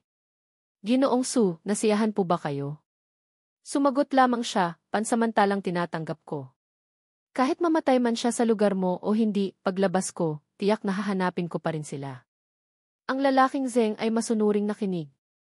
Ginoong, alam ko na. Labis siyang nag-aalala, ang mukha ay puno ng pawis. Lumingon si Suhang sa kapatid ng may pagmamahal. Ate, tara na. Ayos na ang lahat. Uwi na tayo. Umiti si Suking sa kapatid sandali pagkatapos ay sige. Hinawakan niya ang kamay ng kapatid. Uwi na tayo. Pinagmamasdan ang paglubog ng araw, ang tanawin ng magkapatid na nagtatawanan, napakasaya. Sabay silang umuwi. Ang mga lalaki sa likuran ay nagbubulungan. Sa tingin mo, mas mabuti bang makasakit tayo ng isang tagapamahala ng plantasyon o makagalit ng isang yushe? May isang matapang na sumagot, kailangan pa bang pag-isipan iyan? Tiyak na hindi natin maaaring saktan ang isang yushay. Kung hindi, hindi natin malalaman kung paano tayo mamamatay. Narinig ito ni Zeng Jun, tinapik ang balikat. Magaling, Munting Jun. Bumalik ka agad sa pangkat, kumuha ka ng sasakyan. Maghihintay kami ni Matandang Dong dito. Mamaya, dadalhin natin sila sa lugar ng sunugan ng basura para sa akin. Opo. Ang grupo ni Kuzeng Tian ay nakatali, naguguluhang tumingin kay Zeng Jun, ang mukha niya ay puno ng nakakatakot na ekspresyon.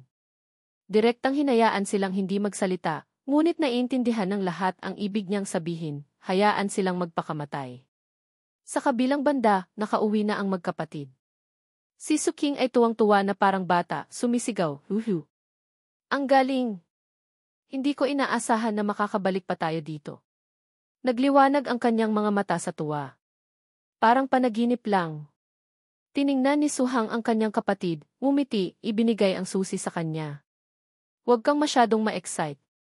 Ito ang susi ng silid mo. Ang pagbili ulit sa lumang bahay ay simula pa lang. Ang mga darating na araw ay lalo pang gaganda. Tuwang-tuwa si Suking, ngumiti, kinuha ang susi mula sa kamay niya at tinapik ang balikat ng kapatid. Naniniwala ako sa iyo. Ang mga darating na araw natin ay lalo pang gaganda. Nagkamayan ang magkapatid, masayang nagtatawanan, nang biglang may kumatok sa pinto. Tumakbo si Suhang upang buksan ang pinto, nagtanong, sino iyan? Iyon pala ay si Gu Fiu. Ah, kayo pala, talagang isang mahalagang tao na makakalimutin. Ako si Gu Fiu, pangalawang tagapamahala ng plantasyon. Dahan-dahang lumabas ang kapatid mula sa bahay. Lumingon si Suhang sa kapatid. Siya pala si pangalawang tagapamahalago. May kailangan po ba kayo? Sumagot siya, kakatanggap ko lang ng balita mula sa pangkat ng mga bantay. Ang anak ni Kuding Kwan ay nakasakit kay Ginoong Su. Ang bagay na ito, tiyak na tutulungan ko kayo. Tumawa siya ng malakas, pagkatapos ay sinabi ang kanyang plano. Ang plano ko ay dalhin siya sa plantasyon bilang 30 para maging isang ordinaryong magsasaka. Kahit nalaganap doon ang mga mababangis na hayop, bawat 3 araw ay may nangyayari, pero sa tingin ko, si Kuding Kwan, bilang dating tagapamahala, ay makakayanan naman iyon. Hindi ko alam kung nasiyahan ba si Ginoong Su. Ang Yuchong at si Suhang ay medyo nasiyahan sa ideyang iyon. May puso pala ang tagapamahala. Mayabang siyang nagpatuloy, narinig ko na ang kapatid ninyo ay isang matagal nang magsasakasining sa aming plantasyon. Bakit hindi siya pumunta sa aming plantasyon at maging pangalawang pinuno ng dibisyon? Nahihiyang nagtanong si Suking para makasiguro, ako. Ako ba ay angkop? Malinaw na ipinakita niya ang pambobola. Angkop, angkop. Kayo ang kapatid ni Ginoong Su, syempre angkop kayo. Sa hinaharap, kung may problema, lumapit lang kayo sa akin. Walang magawa si Suhang, tiningnan ang dalawang masayang tao. Mabilis na sinabi ni Suking kung gayon hindi na ako tatanggi. Sumagot siya, dapat lang, dapat lang. Nag-isip siya, ang kamay ay nilalaro ang pisngi ng Yuchong. Mukhang kapag naging malakas tayo, magkakaroon tayo ng maraming pribilehiyo. Ikinuskos ng Yuchong ang mukha sa kamay niya. Gru. Nagsimulang kumuha ng pagkain si Suhang para sa kanyang Yuchong, isang mangkok na puno ng kanin. Masaya niyang tinawag ang Yuchong, halika rito, kumain ka ng marami. Ito ay masarap na pagkain mula kay Guro, para sa iyo, para lumakas ka. Sige na, kumain ka na. Kapag lumaki ka, lalo kang lalakas. Nanlaki ang mga mata ng Yuchong na panganga sa gulat. Biglang, naantig ang Yuchong, tumingin sa kanya na may namumuong luha sa mga mata. Gru, Gru. Naalala ni Suhang ang formula sa pag-aalaga ng Yuchong, mula sa mababang kalidad hanggang sa angkop, kasiya siya, mabuti, mahusay, napakahusay, perpekto, kabuo ang 8 antas ng formula. Ang ibinigay sa iyo ni Guro ay isang magandang formula para sa batang Yuchong na may elemento ng kadiliman. Ang formulang ito, para sa isang bagong Yushai, ay isa ng kayamanan. Ngunit bakit 2 subo lang ang kinain at hindi na kumain pa? Itinulak ng Yuchong ang mangkok, ikinaway ang kamay, nagpapakita ng hindi pagkagusto sa pagkain. Siguro dahil sa mga sangkap. Lumingon siya sa tumpok ng isda. Biglang may naalala siya. Nga pala, Jury Longdian, 9 Sons Dragon Cannon. Kinuha niya ang aklat, ginamit ang mahika upang buksan ito. Mula roon, isang sistema ng talahanayan ang lumitaw. Kapag ipinanganak ang Long Sheksi, kakainin nito agad ang balat ng itlog ng Yuchong, maaaring hindi kumain o uminom sa loob ng mahabang panahon. Bilang isang hybrid na may 3 elemento, lupa, dragon, at kadiliman, ang formula sa pag-aalaga ng Long Sheksi ay hindi maaaring pantay-pantay, kundi espesyal na hinahati. Kasabay nito, ang Long Sheksi ay napakamapili, gusto nito ang mga sariwang bagay. Tila gustong-gusto nila ang isda at maaaring manghuli ng isda ng mag-isa. Naintindihan na niya. Alam ko na kung saan ang problema. Hinaplos niya ang ulo ng Yuchong at sinabing, papalitan ko ng bagong formula para sa iyo, ha? Bawat buwan, tumatanggap ako ng malaking pera mula kay Guro. Huwag kang mag-alala, kumain tayo ng kumain, masarap na pagkain, lumaki ka agad. Tila gustong tumalo ng Yuchong at yakapin siya. Sa mga sumunod na araw, sinunod ni Suhang ang formula sa Jury Longdian upang alagaan ang Long Sheksi. Isang anunsyo ang umalingaw-ngaw, bagong huli ng isda, unahan na. Nakabili siya ng isang malaking isda, agad na ginawang bagong pagkain para sa Yuchong. Pagkatapos ay pinakain niya ito. Munting nilalang, talagang gustong-gusto mo ito. Ngunit, isang nakakatakot na problema ang lumitaw. Walang magawa si Suhang, tiningnan ang supot na puno pa ng pera, ngayon ay ilang barya na lamang ang natira. Hindi naman siguro. 5 araw pa lang. Mula sa pitaka, nahulog ang isang gintong barya, gumulong papunta sa Long Sheksi. Lumingon ito sa kanya, hindi maintindihan. Kinagat ni Suhang ang labi, sinubukang aliwin ang sarili, ngunit 2 hibla ng luha ang pumatak. Kahit na naubos na ang pera, ang Long Shexi ay nakalusot na sa yugto ng pagkabata, pumasok na sa yugto ng pagtanda. Kung dati, kailangan pang gumamit ng kaunting lakas para matalo ang 2 masamang aso, ngayon, ang Long Shexi ay hindi na kailangang gumamit ng kasanayan, hindi ba? Naiisip niya, isang kagat, isang kalmot, pagkatapos ay pupunitin at malilipol agad ang kalaban. Sa antas na ito ng kaliskis, ang ordinaryong tao na walang armas ay malamang na hindi makakapagbanta sa Long Shexi. Kahit 3 malalakas na lalaki na may armas ang lumaban sa kasalukuyang Long Shexi, mapapatay sila agad. Habang kumakain, ang dami niyang sinasabi, lumingon ito sa kanya na may iritadong mukha. Gru. Nga pala. Sinabi ni Guro na kapag pumasok na ang Long Shexi sa yugto ng pagtanda, kailangan kong pumunta sa kuta para hanapin siya. 5 araw pa lang, pumasok na sa yugto ng pagtanda, napakahirap paniwalaan. Siguro ang formula ng Jiuri Longdian ay napakahusay o perpekto. Kung ganoon, kailangang mag-ingat, hindi maaaring malaman ang sikretong ito. Mukhang ang susunod na focus ay ang pagsasanay sa Long Shexi upang buksan at maging mahusay sa mga kasanayan. Ang dami ng formula ay kailangang itigil muna sandali. Kahit 10 araw. 10 araw pagkatapos, si Long Shexi kasama si Suhang ay pumasok sa kuta upang makipagkita sa Guru Zuhe. Kumatok siya sa pinto. Tok. Isang boses mula sa loob ang sumagot, pumasok ka. Ilang araw na rin bago ko nakita ang batang ito. Kumusta ka na? Nakapagpahinga ka na ba? Nahihiya siyang kinamot ang batok, sumagot, Guro, nitong mga nakaraang araw. Abala ako sa pag-aalaga sa Long Shexi, kaya hindi ako nakakapunta sa kuta para magsanay araw-araw. Bukod pa riyan, sinunod ko ang formulang itinuro ninyo, ang Long Shexi ay pumasok na sa unang yugto ng pagtanda. Nagulat ang Guro. Ang bilis naman. Nagtaka siya. 11 araw, hindi ba't mabilis iyon? Sumigaw ang Guro, akmang hahampasin siya. Hindi pa ba mabilis iyon? Ang Binglian Beng, Ice Chain Whip, ng iyong ikawalong nakatatandang kapatid na si Bai Susu ay 1 buwan bago umangat mula sa yugto ng pagkabata, patungo sa yugto ng pagtanda. Ikaw na batang pasaway, gaano kabilis pa ang gusto mo? Bukod pa riyan, ang Binglian Beng niya ay isang mataas na antas na mapanganib na uri, 2 antas na mas mababa kaysa sa Long Shexi mo. Nakahinga ng maluwag si Suhang. Kahit paano mo ako saktan, huwag mo lang tanungin ang tungkol sa hindi pangkaraniwang bilis ng paglaki. Ikinrus ni Guro ang 2 braso sa dibdib, nagsalita, mukhang hindi lamang ito may napakahusay na likas na talino, ang likas na talino nito sa paglaki ay likas din kung napalaki na hanggang sa yugto ng pagtanda. Ang paggamit ng kasanayan ay tiyak na mahusay na, hindi ba? Mayroon na bang nabuksang kasanayan? Ang Long Wei, Dragon Might, ay nabuksan na hanggang unang antas. 2 kakayahan na ang nabuksan, Long Wei Yixi, Dragon Might Intimidation, at Long Wei Jinghuang, Dragon Might Terror. Ang Isnyan to Ki, Evil Breath, ay nabuksan na rin hanggang unang antas, nabuksan na ang Isnyan to Fei, Evil Breath Spit, at Snyan Dan, Evil Bullet. Nagulat ang Guro. Ano ang sinasabi mo? Sa maikling panahon, nagawa mong mahasa hanggang sa antas na ito.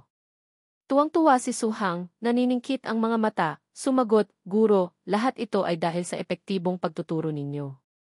Mabuti na lang at hindi ko sinabi ang tungkol sa Long Li Di Shangshai, Dragon Power Earththorn Art, at Long Ren Ixi, Dragon Scale Evil Habit na natutunan ko kagabi sa bubungan. Pinuri siya ng Guro. Talagang hindi ako nagkamali sa iyo. Tara na, pumunta tayo sa aking silid pagsasanay para makita ko ang resulta. Opo. 3 silang pumasok sa silid pagsasanay ng pinuno ng kuta. Ipakita mo ang galing ng Long Shexi mo. Kung mapapasaya mo ako, bibigyan kita ng isang Yuyin Beast Seal. Tutal, habang lumalaki ang Long Shexi, medyo nahihirapan ka na rin, hindi ba? Bilang isang Yushai, paano ka naman walang sariling Yuyin? Lumingon si Suhang sa Yuchong.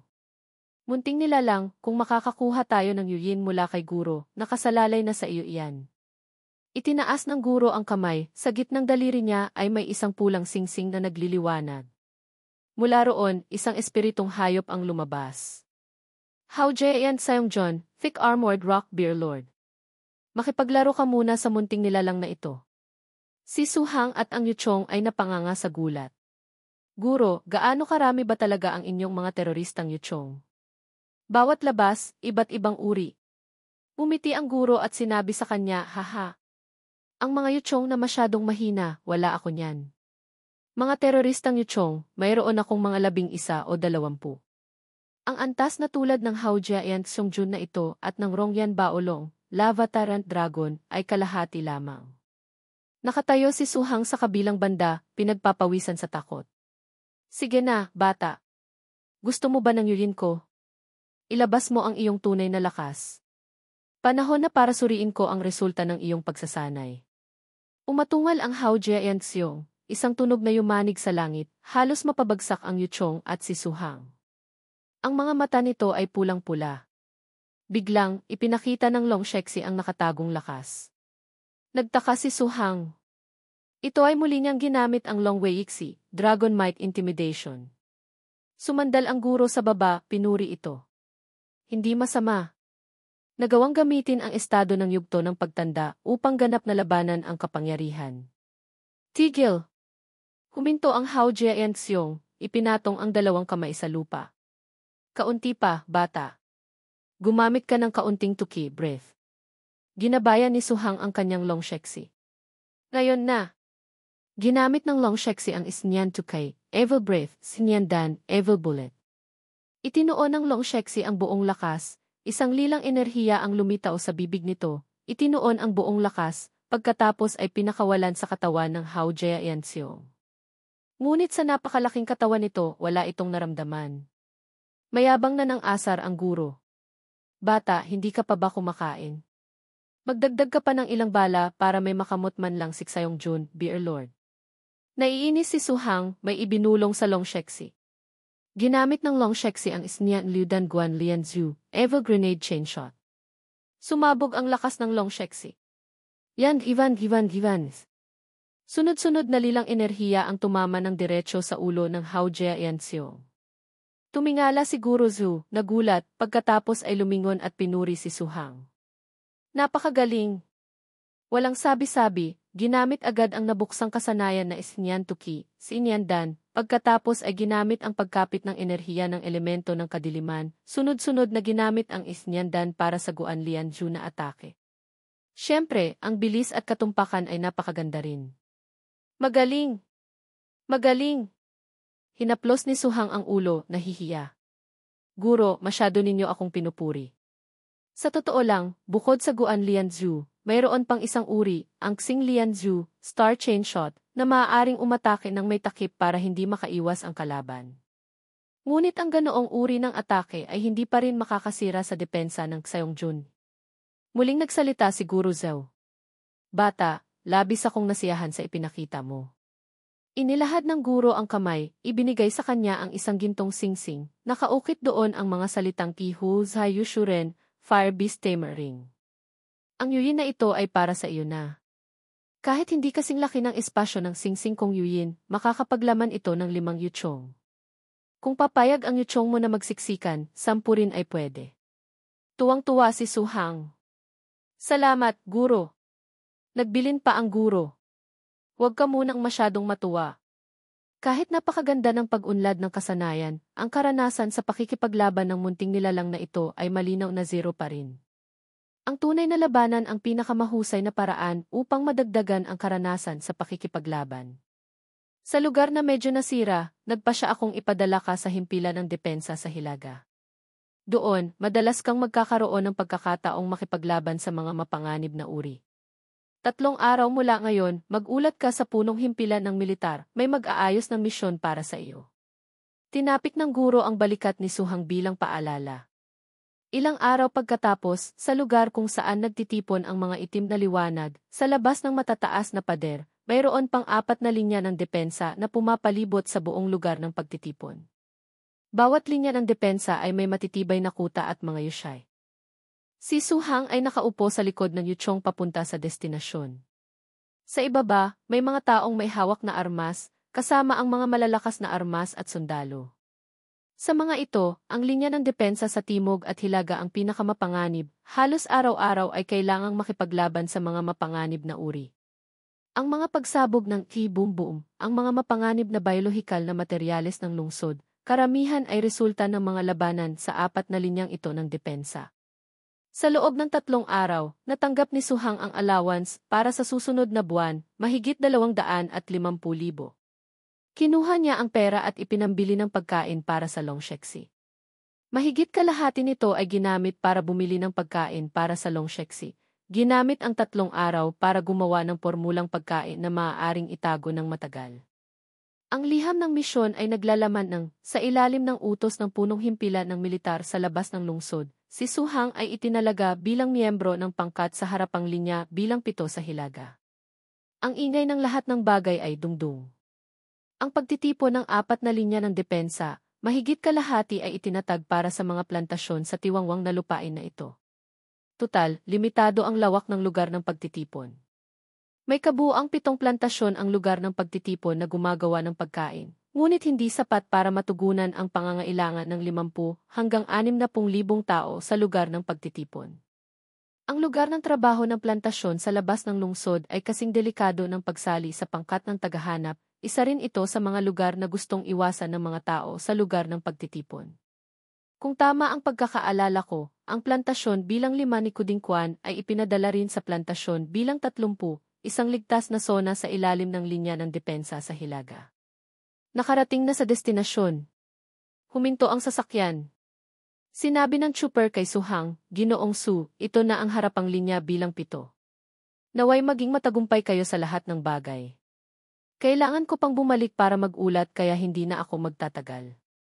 Sumagot si Suhang, sige, sige. Sa itaas, may 2 lalaking nakatingin sa ibaba. Ha! Bagong dating at personal pang inihatid ng hepe ng staff. Sumagot ang isa pa, hindi ba? Narinig ko na Yushe raw. Hindi mo ba nakikita sa sasakyang pandigma na iyon, puro pagkain ng yuchong? Biglang, may naalala sila, na tarantang nagkatinginan, na mutla. Stang ina! Ano pang ginagawa natin dito? Tulungan na natin siya. Nga! Mabilis na tumakbo pababa ang 2. Ginoong Su. Lumingon si Suhang, nagtataka. Maliit na bagay lang ito, bakit kailangan ninyo pang gawin? Tama, tama. Hayaan na ninyo kaming magbuhat papasok. Lumipad ang 2, binuhat ang mga gamit. Nakakahiya naman. Nagpakilala ang lalaking may pulang buhok, ako si Huang. Tawagin mo na lang akong Munting Huang. Sa hinaharap, ang harapang linya bilang 7 ay aasa na sa inyo. Sinabi ni Suhang sa lalaking Huang, hindi na kailangang maging formal. Mas matanda ka sa akin, tatawagin na lang kitang Kuya Munting Huang. Kinagat niya ang kuko, umiiyak. Hiu. Unang beses kong makakilala ng isang ginoong Yushi na hindi mayabang. Sinabi niya sa lahat, bilisan ninyo. Bilisan ang paggalaw. Kailangan pa nating salubungin si Ginoong Su ng isang piging. Ang linya ng depensa sa Hilaga ay may kabuuang 29 na harapang linya. Si Suhang ay nagulat sa harapang linya bilang 7 sa Hilaga. Mahigit 10 taon na ang nakalipas, ang lugar na ito ay sinira ng mga mapanganib na uri, naging isang tumpok ng mga guho, walang nakatira. Ang harapang linya bilang 7 ngayon ay itinatag sa ibabaw ng mga guhong iyon. Maririnig ang huni ng mga hayop. Ito ang lugar kung saan lalaban si Suhang. Pagkatapos maluto ang pagkain, inanyayahan nila si Suhang. Halika, Ginoong Su, tikman mo ang luto ni Kuya Wen. Kahit hindi maganda ang kondisyon dito, ang luto ni Kuya Wen ay walang katulad. Ginoong Su. Kuya Huang, tawagin mo na lang akong Suhang. Tayo ay magkakasama sa laban, ang tawag na Ginoong Su ay masyadong formal. Ang mga Ginoong Yushi ay mahahalagang tao. Sige, Kuya Su. Ngumiti siya ng masaya. Sige, tatawagin kitang Kuya Huang, tatawagin mo akong Kuya Su para pantay tayo. May tanong ako, gaano kadalas ba tayong makakatagpo ng mga mapanganib na uri? Sumagot ang isang tao, dito sa atin. Nasa gilid lang tayo ng buong linya ng depensa, pero ang presyon sa depensa ay mas mababa kaysa sa pinakagilid. Pero marami pa ring nakakalusot dito. Kuya Su, tingnan mo. Iyon ang mga mapanganib na uri na napatay ko nitong mga nakaraang araw. Sa gitna at katapusan ng bawat buwan, may mga opisyal mula sa istatistika ng militar na may kasamang mga sundalo mula sa loob ng lungsod na kukuha sa mga ito at bibigyan pa tayo ng mga puntos ng merito. Pinuri sila ni Su Hang. Magaling! Sa ilalim ng sitwasyon na walang yutsong, ang makamit ang ganitong tagumpay ay talagang hindi madali. Isang lalaki ang biglang sumigaw, nagulat si Kuya Huang. Nga pala, Kuya Su, ano ang yutsong mo? Pwede ba naming makita? Sumigaw si Kuya Huang, natakot sila. Ano ang sinasabi mo? Hindi mo ba alam ang mga patakaran? Ang yutsong ba ay basta-basta na lang ipinapakita? Tahimik na tinawag ni Su Hang ang Long Sheksi. Halika rito, Long Sheksi. Ang Long Sheksi mula sa Yuyin. Nagtaka ang dalawang lalaki. Diyos ko! Ito ang pinakamataas na antas ng mapanganib na uri. Ito ang aking summon beast, ang Long Sheksi. Isang lalaki ang tuwang-tuwang nagtanong, Kuya Su, ang unang yutsong mo ay ang pinakamataas na antas ng mapanganib na uri. Napakagaling! Tinukso siya ng Long Sheksi. Rif. Kinutusan ni Su Hang ang ulo ng Long Sheksi. Huwag mong gamitin ang ganyan sa mga kakampi. Walang galang. Tumingin ito sa kanya na may namumuong luha sa mga mata. Munting tigre, ayos ka lang ba? Ayos lang. Ang yutsong ni Kuya Su, napakalakas. Ang dalawang nasa likuran ay tumawa ng malakas. Ha! Ayos lang daw. Halos maihina sa salawal ang batang iyon. Nahiya siya, namula ang mukha. Hoy! Huwag ka nang magsalita. Wala akong di. Pagkatapos ng kainan, si Su Hang at ang 5 kapatid sa harapang linya ay naging malapit na. Pagkatapos ng ilang simpleng pagsasaayos, sinimulan ni Su Hang ang pagsasanay sa espiritual na balaraw ayon sa turo ng kanyang guro. Ang paraan ng pagsasanay sa espiritual na balaraw na itinuro ng guro ay tinatawag na pagsasanay sa paghinga ng kristal, nahahati sa 3 hakbang. Una, alisin ang mga nakakagambalang pag-iisip, bumuo ng isang kapaligiran para sa paglaki ng kristal, upang ang sariling paglaki ay maging isang malaking bloke ng kristal. Susunod, ay synchronize ang dalas ng paghinga, ang espiritual na anyo at ang kapaligiran ng pag-iisip ay magiging isa. Batay sa kasalukuyang pag-unlad, para maabot ang espiritual na kristal na sinasabi ng guro, ang nagniningning na kristal na tumagos, baka abutin ng kalahating taon. Tiningnan niya ang kanyang mga kamay, iniisip, 1 buwan, tulad ni nakatatandang kapatid Bai Susu, para malinang ang espiritual na kristal hanggang sa maging halimaw na nagniningning na kristal na tumagos, talagang parang buwan sa langit. Biglang tumunog ang alarma. Bip bip. Nagulat siya. Alarma. Natatarantang tumakbo si Kuya Huang, binuksan ang pinto. Kuya Su, may nangyari. Tumunog ang sirena, nagbabala.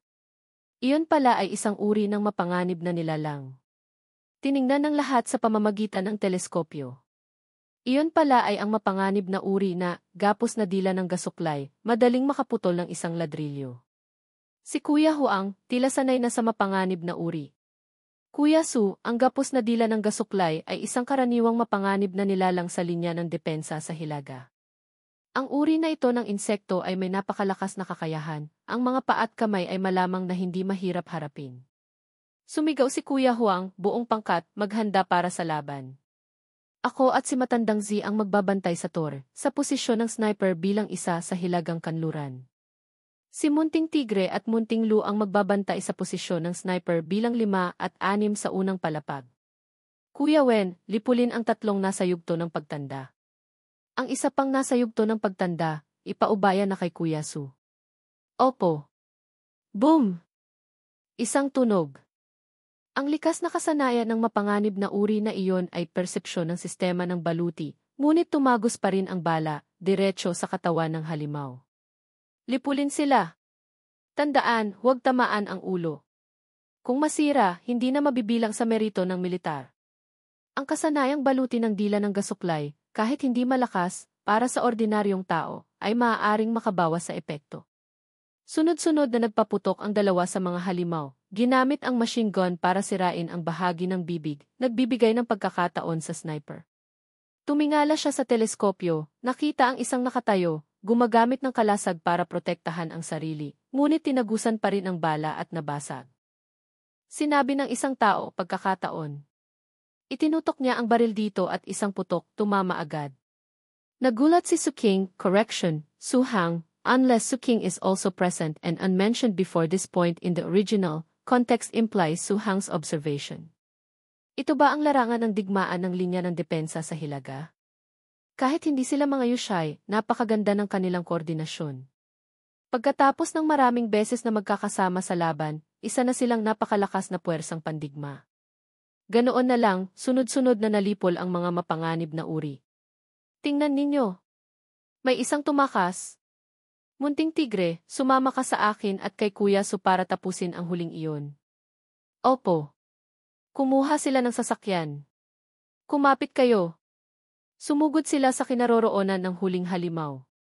Lumingon ito, sumisitsit. Chik-chik. Tiningnan ito ni Kuya Su ng matagal, itinutok ng mabuti. Mula sa loob ng lungsod hanggang dito, lahat ay mga piling mandirigma.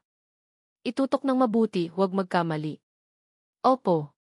Tumingin sandali si Su Hang, pagkatapos ay itinaas ang kamay, tinawag ang Longshek simula sa yuyin. Gamitin ang ifiksi, evil habit, para subukan muna ang batang ito. Ganoon na lang, sumugod ang munting nilalang, diretso sa katawan ng halimaw. Chik-chik! Malakas na sinipa ng munting nilalang ang halimaw, tumalsik ito ng malayo. Sinabi ni Kuya Su, mukhang ang estado ng baluti ay humarang sa napakaraming lakas ng atake. Wala namang masyadong malaking pinsala. Ginamit ng Longshek ang Isnian Liudan Lianzao, Evil Grenade Chain Shot, sunod-sunod na umatake sa katawan ng halimaw. Patuloy itong lumalaban. Kailangang sabihin ni Su Hang talagang makapal. Nagsimula itong maglabas ng lakas. Kailangang turuan ni Su Hang ang Longshek. Gamitin ang Long Weizen ni Dragon Might Terrorize. Patigasin mo. Long Li Silai, Dragon Power Tier. Natakot ang halimaw, gustong tumakbo. Posible ba? Di Shangjai, Earththorn Art. Yumapak ang Longshek sa lupa, isang malakas na tunog, doong. Ang mga matutulis na piraso ng lupa, parang mga piraso ng salamin, ay tumusok ng diretsyo sa katawan ng halimaw. Ang dalawang nakasakay sa sasakyan ay napanganga sa gulat. Kuya Huang, ang ayos ni Kuya Su, parang hindi na niya kailangan ng tulong natin. Masunuring sumunod ka na lang. Mamaya, mababasa na naman ang salawal mo. Ngayon, ang lahat ay bumalik na sa dati, tahimik tulad ng dati. Ikinuwento ni Munting Tigre sa lahat, noong oras na iyon, narinig ko si Kuya Su na sumigaw ng Di Shangji. Hulaan ninyo kung ano ang nangyari.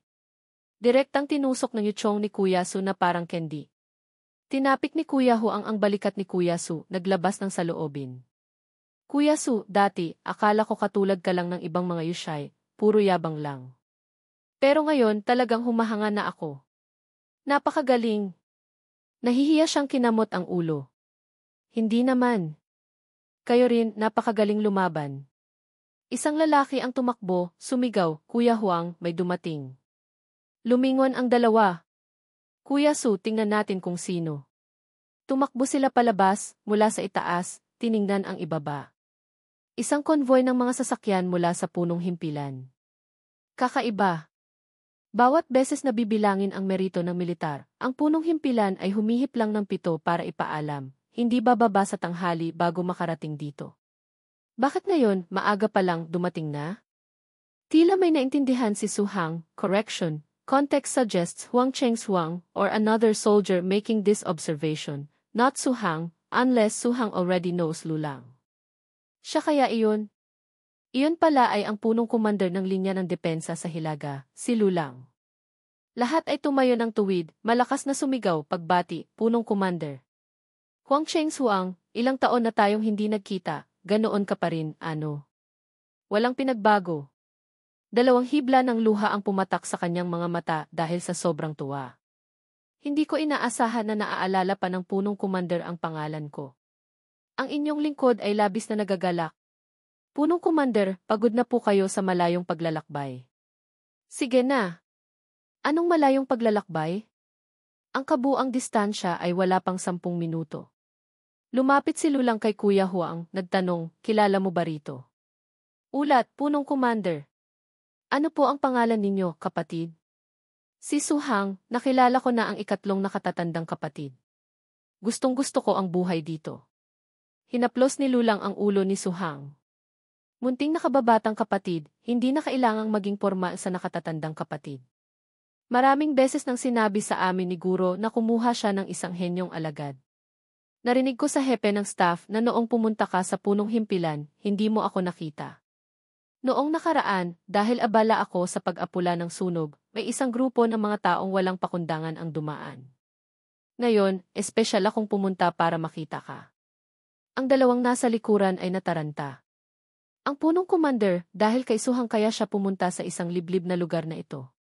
Akala ko si Suhang ay isang ordinaryong Yushe lang. Hindi ko inaasahan na siya pala ang itinalagang tagapagmana ng pinuno ng kuta.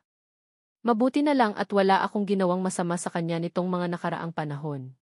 Sinabi ni Lulang sa lahat, sige na. Huwag na kayong tumayo dyan. Kalkulahin na ninyo ang ani nitong kalahating buwan. Huwag ninyong istorbohin ang pagkukwentuhan namin ng nakababatang kapatid. Opo. Nakababatang kapatid, ilabas mo ang longshexi. Espesyal na inatasan ako ni Guro na kapag mailibreng oras, tingnan ko kung gaano ka na umunlad, pagkatapos ay i-report ko sa kanya. Pinagpawisan si Suhang. Akala ko paglabas ko ng lungsod, hindi na ako maaalala ni Guro. Nagpadala pa pala siya ng espiya. Tinawag niya ang longshexi. Longshexi, halika rito. Nagulat si Lulang. Diyos ko, nakababatang kapatid. Sinabi ni Guro na ang longshexi ay kararating pa lang, wala pang isang buwan. Nagkunwaring walang alam si Suhang. Ang longshexi, mula nang maunawaan nito ang enerhiya ng elemento ng dragon, kasama pa ang ilang araw na pakikipaglaban, kaya mabilis lumaki. May problema ba, nakatatandang kapatid? Pautal-utal si Lulang. Wah! Walang problema. Noong taon na iyon, ang pinalaki kong Yuchong ay mas malaki pa kaysa sa iyo. Matalas ang tingin ni Lulang, tumunog ang mga daliri habang tinitingnan si Suhang. Nakababatang kapatid, ayon sa utos ni Guro, kailangan kong suriin ang karanasan sa pakikipaglaban ng longshexi na ito. Paano mo ito sinanay? Sakto namang mayroon akong Yuchong na uri ng dragon, hayaan nating subukan nito ang longshexi mo. Ngumiti si Suhang. Itinaas ni Lulang ang singsing. Halika rito, makipaglaro ka sa munting nilalang na ito. Sinabi niya sa kanyang Yuchong na uri ng dragon, Tijiao Dilong, Rhino Earth Dragon. Hinaplos ni Lulang ang baba. Ang Tijiao Dilong ay isang mapanganib na Yuchong na may elemento ng lupa at dragon. Ang lahi at antas ay katulad ng longshexi, parehong pinakamataas na antas ng mapanganib na uri. Ngunit pinalaki ko na ito ng higit pa sa antas ng mapanganib na uri. Dahil sa makapal nitong balat, kahit kaharap ang isang teroristang uri sa yugto ng pagtanda, makakalaban pa rin ito ng matagal. Si Suhang at ang Feng Li Longshe, When Thunder Dragon Snake, ay nakatingin, medyo nag-aalala. Kumindat si Lulang. Ito ang isa sa aking mga pangunahing Yuchong. Lumapit ang Tijiao Dilong, hinaplos ng kuko ang ulo ng Feng Li Longshe, medyo napaatras ito. Lumingon ang Feng Li Longshe, umiiyak na tumingin kay Suhang. Hinaplos ni Suhang ang ulo nito, sinabi kay Lulang, nakatatandang kapatid, sabihan mo siyang dahan-dahan lang, baka matapakan niya at mamatay ang longshexi ko. Nagtaka si Lulang. Ma! Matapakan at mamatay? Tumawa siya ng malakas. Phew phew phew. Nakababatang kapatid, huwag kang mag-alala. Ang Tijiao Dilong ay marunong magtimpi. Hindi niya sasaktan ang munting nilalang. Napanatag si Suhang. Kung gayon, sige na, nakatatandang kapatid. Pakawalan mo na siya. Inutusan ni Lulang ang Tijiao Dilong. Tijiao Dilong. Longshexi, mukhang kagigising lang. Gamitin natin ang Didap, Earth Stomp, para gisingin siya. Yumapak ang Tijiao Dilong, nabiyak ang lupa. Kasunod nito, lumipad si Lulang sa himpapawid. Si Suhang kasama ang Feng Li Longshe ay nagulat, sumigaw, wow. Biglang naisip ni Suhang, Hoyan Futhuat, Mystic Levitation Art. Ito ba pagkatapos malinang ang espiritu, maaaring magkaroon ng masaganang enerhiya ang Yuchong? Pinagpawisan si Suhang. Hindi. Ngayon hindi ito ang oras para pag-isipan ang problemang ito. Ikinaway niya ang kamay, sinabi sa Feng Lilongshe, gamitin ang iiksi, evil habit, tumakbo palayo sa sakop ng dida. Ginamit ng Feng Lilongshe ang paa para dalhin si Su Hang, lumipad pa itaas. Sa sandaling ito, ang Longshexi ay sumunod kay Su Hang, lumipad. Pagkalapag sa lupa, agad na sinabi ni Su Hang, Longshexi, gamitin ang Isnian Dan Lian Shu, evil bullet chain shot, para labanan ang Tijiao Dilong. Mabilis na sumunod ang Longshexi, nagpakawala ng mga atake papunta at Tijiao Dilong. Sa kabilang banda, ang Tijiao Dilong ay nakatayo lang, walang anumang pinsala. Masyadong maliit ang lakas ng Longshexi kumpara rito. Nakatayo si Su Hang sa gilid, pinagmamasdan ang eksena, iniisip, ang umasa na ang kasalukuyang Longshexi ay makakalaban sa Tijiao Dilong ay isang panaginip lamang. Kahit ang matalo ng may dignidad ay isang ilusyon. Labis siyang walang magawa. Ang magagawa ko lang ay ipakita ang paglaki ng Longshexi sa panahong ito. Hindi ko hahayaang mabigo siguro na nasa lungsod, kahit libu-libong milya ang layo, nagmamalasakit pa rin sa akin. Sumigaw siya ng malakas, gamitin ang kalamangan sa bilis, umatake paikot, gamitin ang Guan Lianzhu, chain shot. Agad na tila nagkaroon ng dagdag na lakas ang Longshexi. Mabilis itong sumugod, ginamit ang kalamangan sa bilis, sunod-sunod na nagpakawala ng mga mapanganib na atake sa paligid ng Tijiao Dilong, nagpaikot-ikot ito, walang magawa. Pagkatapos, huminga ang Longshexi ng isang malaking bola ng enerhiya, itinutok sa likod ng Tijiao Dilong. Ang walang katapusang lakas ay nagpadanas ng matinding sakit sa Tijiao Dilong, na mula ang mga sugat sa buong likod nito. Sa kabilang banda, patuloy pa ring sumisigaw ng suporta si Su Hang. Gamitin ang Dili Shuhui Fuzuangte, Earth Power Recover State. Dahan-dahang lumapag ang Longshexi sa lupa, tumayo sa harap ng Tijiao Dilong. Apat na mata ang nagkatitigan, puno ng tensyon, tila lalamunin ang isa't isa. Sa sandaling ito, sumigaw si Su Hang, ngayon na. Long Wei Di Shangjai, Dragon Might Earththorn Art. Mabilis na nagkaroon ng dagdag na lakas ang Longshexi, umatake pasulong. Ang lakas ay nagdulot ng malaking bitak sa lupa, umabot hanggang sa harap ng Tijiao Dilong. Nang makita ito, labis na nagalit ang Tijiao Dilong. Naging pula ang mga mata nito, pagkatapos ay yumapak ng napakalakas, yumanig ang langit at lupa. Naapektuhan din ang Longshexi, tumumba ito. Nataranta si Su Hang. Longshexi. Sa kabilang banda, nakakrus ang mga braso ni Lulang, tumatawa ng malakas. Nakababatang kapatid, hindi masama ang taktika mo. Sayang lang, ang kakayahan ng Tijiao Dilong ay umabot na sa ikasyam na antas. Ang sirain ang Dishangji mo ay napakadali lang. Lumapit si Su Hang, niyakap ang sugatang Longshexi. Hindi ba't sinabi mo, nakatatandang kapatid, na kung mayroon akong anumang paraan, gamitin ko na para masabi mo kay guro. Tumawa siya ng malakas, lumapit kay Su Hang. Kasalanan ko, nakatatandang kapatid. Ngunit ang kakayahan ng Longshexi, nakuha ko na rin ang ilang bahagi. Pagkatapos, lumapit si Lulang, tinapik ang balikat ni Su Hang. Napakagaling! Tiyak na matutuwa siguro.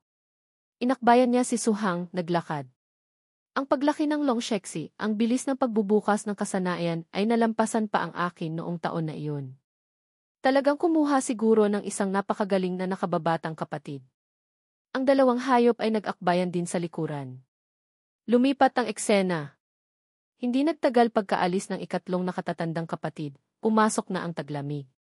Sa himpilan ng bantay, napakalamig. Walang matataas na pader na pananggalang tulad ng sa kampo para maiwasan ang lamig ng taglamig sa hilaga. Walang anumang kagamitang dekuryente o pampainit, umaasa lamang sa mga tulugang supot. Sa sandaling ito, si Munting Tigre, dahil sa sobrang lamig, ay nagising. Nanginginig ang kanyang katawan, naggangalit ang mga ngipin dahil sa lamig. Ang lamig naman. Kasi simula pa lang ng taglamig, namamanhid na ang buong ulo ko. Humiga siya, hindi pa rin mapigilan ang panginginig. Nakita ito ni Su Hang sa tabi, tinukso siya. Kung gayon, maging Yushi ka na lang. Tingnan mo si Kuya Su, may proteksyon ng espiritual na lakas, hindi siya nilalamig. Biglang tumunog ang alarma. Nagulat ang dalawa. Bilis! Alarma! Sa sandaling ito, pumasok si Huang Chengsuang, nagmamadali. Ang himpilan ng bantay bilang 3 sa hilaga, tumawag sa plantasyon bilang 25 sa lugar ng himpilan ng bantay, sinalakay ng isang grupo ng mga mapanganib na uri. Narinig ito ng lahat, labis na nataranta. Pagkatapos, nag-utos siya, Munting Tigre at Kuya Su, mabilis na pumunta kayo para tulungan ang himpilan tatlo. Matandang Z, dalhin mo si Iwen at Munting Lu, magbantay kayong mabuti.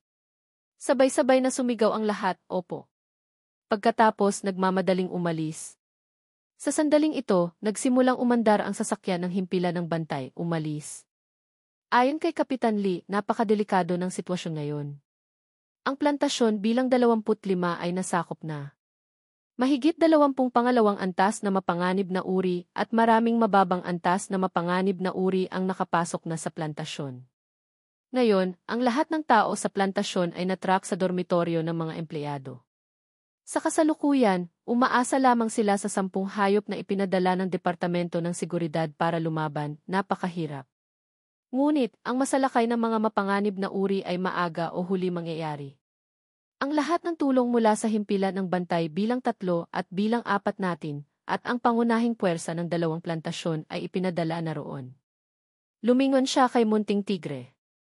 Bago mag-alas 4 ng umaga, kailangang makumpleto na ang pagtitipon. Alas 4 ng umaga, magsisimula na ang pag-atake. Munting Tigre, alas 3:40 na ngayon. Bilisan mo. Mabilis na pinatakbo ni Munting Tigre ang sasakyan. Sa sandaling ito, nakarating na sila sa plantasyon bilang 25 sa Hilagang Kanluran, sa malaking tarangkahan bilang 6. Itinaas niya ang kamay, sumaludo. Ulat, opisyal. Ang himpilan ng bantay bilang 7 sa Hilaga, sina Huang Chenghuang, Zhao Xiaohu at Su Hang ay nakarating na sa itinalagang lugar. Nang makita ang sasakyan ng himpilan ng bantay bilang 7, agad na nag-anunsyo ang opisyal, mabilis na pumunta sa inyong posisyon. Ipapaalam ko ang sitwasyon sa pamamagitan ng radyo. Nasuri na namin ang grupo ng mga halimaw na sumira sa bakod bilang 6 sa Hilagang Kanluran. Ngayon, nasa lugar sila ng mga butil, kasama ang mga bangkay ng mga namatay na manggagawa sa plantasyon. Ang mga buhay pang manggagawa ay lumipat na sa dormitoryo ng mga manggagawa, nagsasagawa ng depensa. Sa sandaling ito, gumulong ang mga gulong sa kalsada, gumawa ng malakas na ingay. Sunod-sunod na dumating ang mga sasakyan ng mga himpilan ng bantay. Inayos ng lahat ng tauhan ang mga sasakyan sa pormasyong tulis ng sibat. 2 sasakyan na may baluti ang nasa unahan, direktang sumugod sa dormitoryo ng mga empleyado.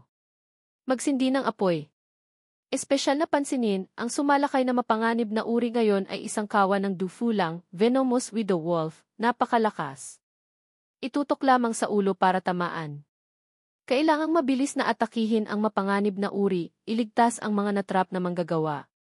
Sa sandaling ito, sunod-sunod na itinutok ang mga baril sa dormitoryo ng mga manggagawa. Sunod-sunod na pinakawalan ang mga bala. Ang mga halimaw na tinamaan ng bala ay nasaktan, nagpupumiglas. Biglang, isang halimaw, tila ang pinuno, umalulong ng napakalakas, umalingaw-ngaw. Sunod-sunod na sumugod ang iba pang mga halimaw. Lumapit si Su Hang. Hindi tama. Munting Tigre, bagalan mo ang takbo, lumayo ka ng kaunti. Nagtaka si Munting Tigre. Nagtaka si Huang Chenghuang, bakit, Kuya Su? Napansin niyo ba nakakaiba ang alulong? Nag-aalalang sinabi ni Su Hang, narinig ko kay guro na ang mapanganib na uri na dufulang na ito ay may posibilidad na mag-evolve bilang pinuno ng kawan, kahit na mababa ang posibilidad na ito. Talagang hindi tama, Kuya Su. Naglalayo sila ng distansya. Ano ang balak nila? Puno ng pag-aalala ang mukha ni Su Hang. Siguro ang pinuno ng dufulang ang nag-uutos sa kanila. Hindi nakapagtataka na isang mapanganib na uri lamang ang nakasira sa depensa. Sa sandaling ito, ang pinuno ng dufulang ay nakatayo sa tuktok ng bundok, ang mga mata ay pulang-pula, galit na galit. Biglang, isang itim na usok ang pumalibot sa mga sasakyan. Iyon ang likas na kasanayang tilang yan, wolf smoke, nagdulot ng malaking pagkalito sa lahat. Ano ito? Nakalalasong usok. Nakalalasong usok. Lumapit si Su Hang sa control panel, pinaandar ang infrared scope. Manatiling alerto. Huwag hayaang masaktan ang mga kasama. Mabilis na sumunod si Munting Tigre. Biglang, sumigaw si Su Hang, hindi ganoon kasimple. Munting tigre, umatras ka. Sa labas, inaatake ng mga halimaw ang mga sasakyan. Nataranta si Munting Tigre. Kuya Su, tingnan mo. Ang mga kasuklam-suklam na malalaking bagay na iyon. Mabilis nilang sinira ang sasakyan pagkatapos ay itinumba ito. Sa kabilang banda, handa na ang kanilang mga baril, handang bumaril. Sila ang anlang, Shadow Wolf, kasama. Espesyal na kakayahan ng pinuno ng Du Fulang. Kasama? Ibig sabihin may isa pang pinuno. Darating na siya. Sumugod ang halimaw, puno ng pagnanasa, tila lalamunin silang lahat. Agad nitong inatake ang sasakyan, nabasag ang salamin sa bintana dahil sa lakas nito. Agad na nagbago ng direksyon ang sasakyan. Sunod-sunod na nagpaputok si Huang Chengsuang sa kanila. Stang ina! Ang tigas! Hindi talaga matamaan ang baluti nila. Pagkatapos, yumuko ito, tumalon, at lumapag ng diretsyo sa bubong ng sasakyan. Sa loob, labis na nagulat si Suhang. Mabilis siyang sumigaw, Long Shexi. Agad itong lumitaw. Nagharap ang dalawa, puno ng tensyon. Ang Long Shexi, pulang-pula ang mga mata, matalim na nakatitig sa kanila. Ganoon sila nagtitigan. Pagkatapos, mabilis na ginamit ng Long Shexi ang Chiu Nian Danguan Lianzhu, Evil Bullet Chain Shot, sunod-sunod na pinaputukan ang kalaban. Agad na nawalan ng ulo ang halimaw, bumagsak ito, pagkatapos ay humando sa isalupa. Nagmamadaling tumawag si Suhang. Commander, ako si Yushai Suhang. Para maiwasan ang friendly fire, pakiusap, itigil ang putukan. Ako na ang haharap sa pinuno ng Du Fulang na iyon. Ang bawat kilos nila ay sinusubaybayan ng isang tao. Talagang disipulo ng pinuno ng kuta. Isang baguhang Yushi pa lang, napakalakas na. Ang taong iyon ay walang iba kundi si Zheng Jun. Tiniyak niya, itigil ang lahat ng tulong mula sa konvoy ng militar patungo sa bilang 10 sa Hilaga. Ang pinuno ng Du Fulang na ito, ipaubaya na ninyo kay Ginoong Su. Kami na ang haharap sa ibang mga halimaw, tiyak na hindi namin hahayaang istorbohin nila si Ginoong Su. Tumalon si Suhang mula sa sasakyan, sinabi sa kabilang linya, sige. Isang mabilis na takbo kasabay ng boses, siya. Ang kapal ng nakalalasong usok na ito. Nasaan ba talaga ang pinuno ng Du Fulang? Biglang, itinuro ni Huang Chengsuang, Kuya Su, tingnan mo rito. Nagulat si Suhang. Sa harap nila ay ang pinuno ng Du Fulang.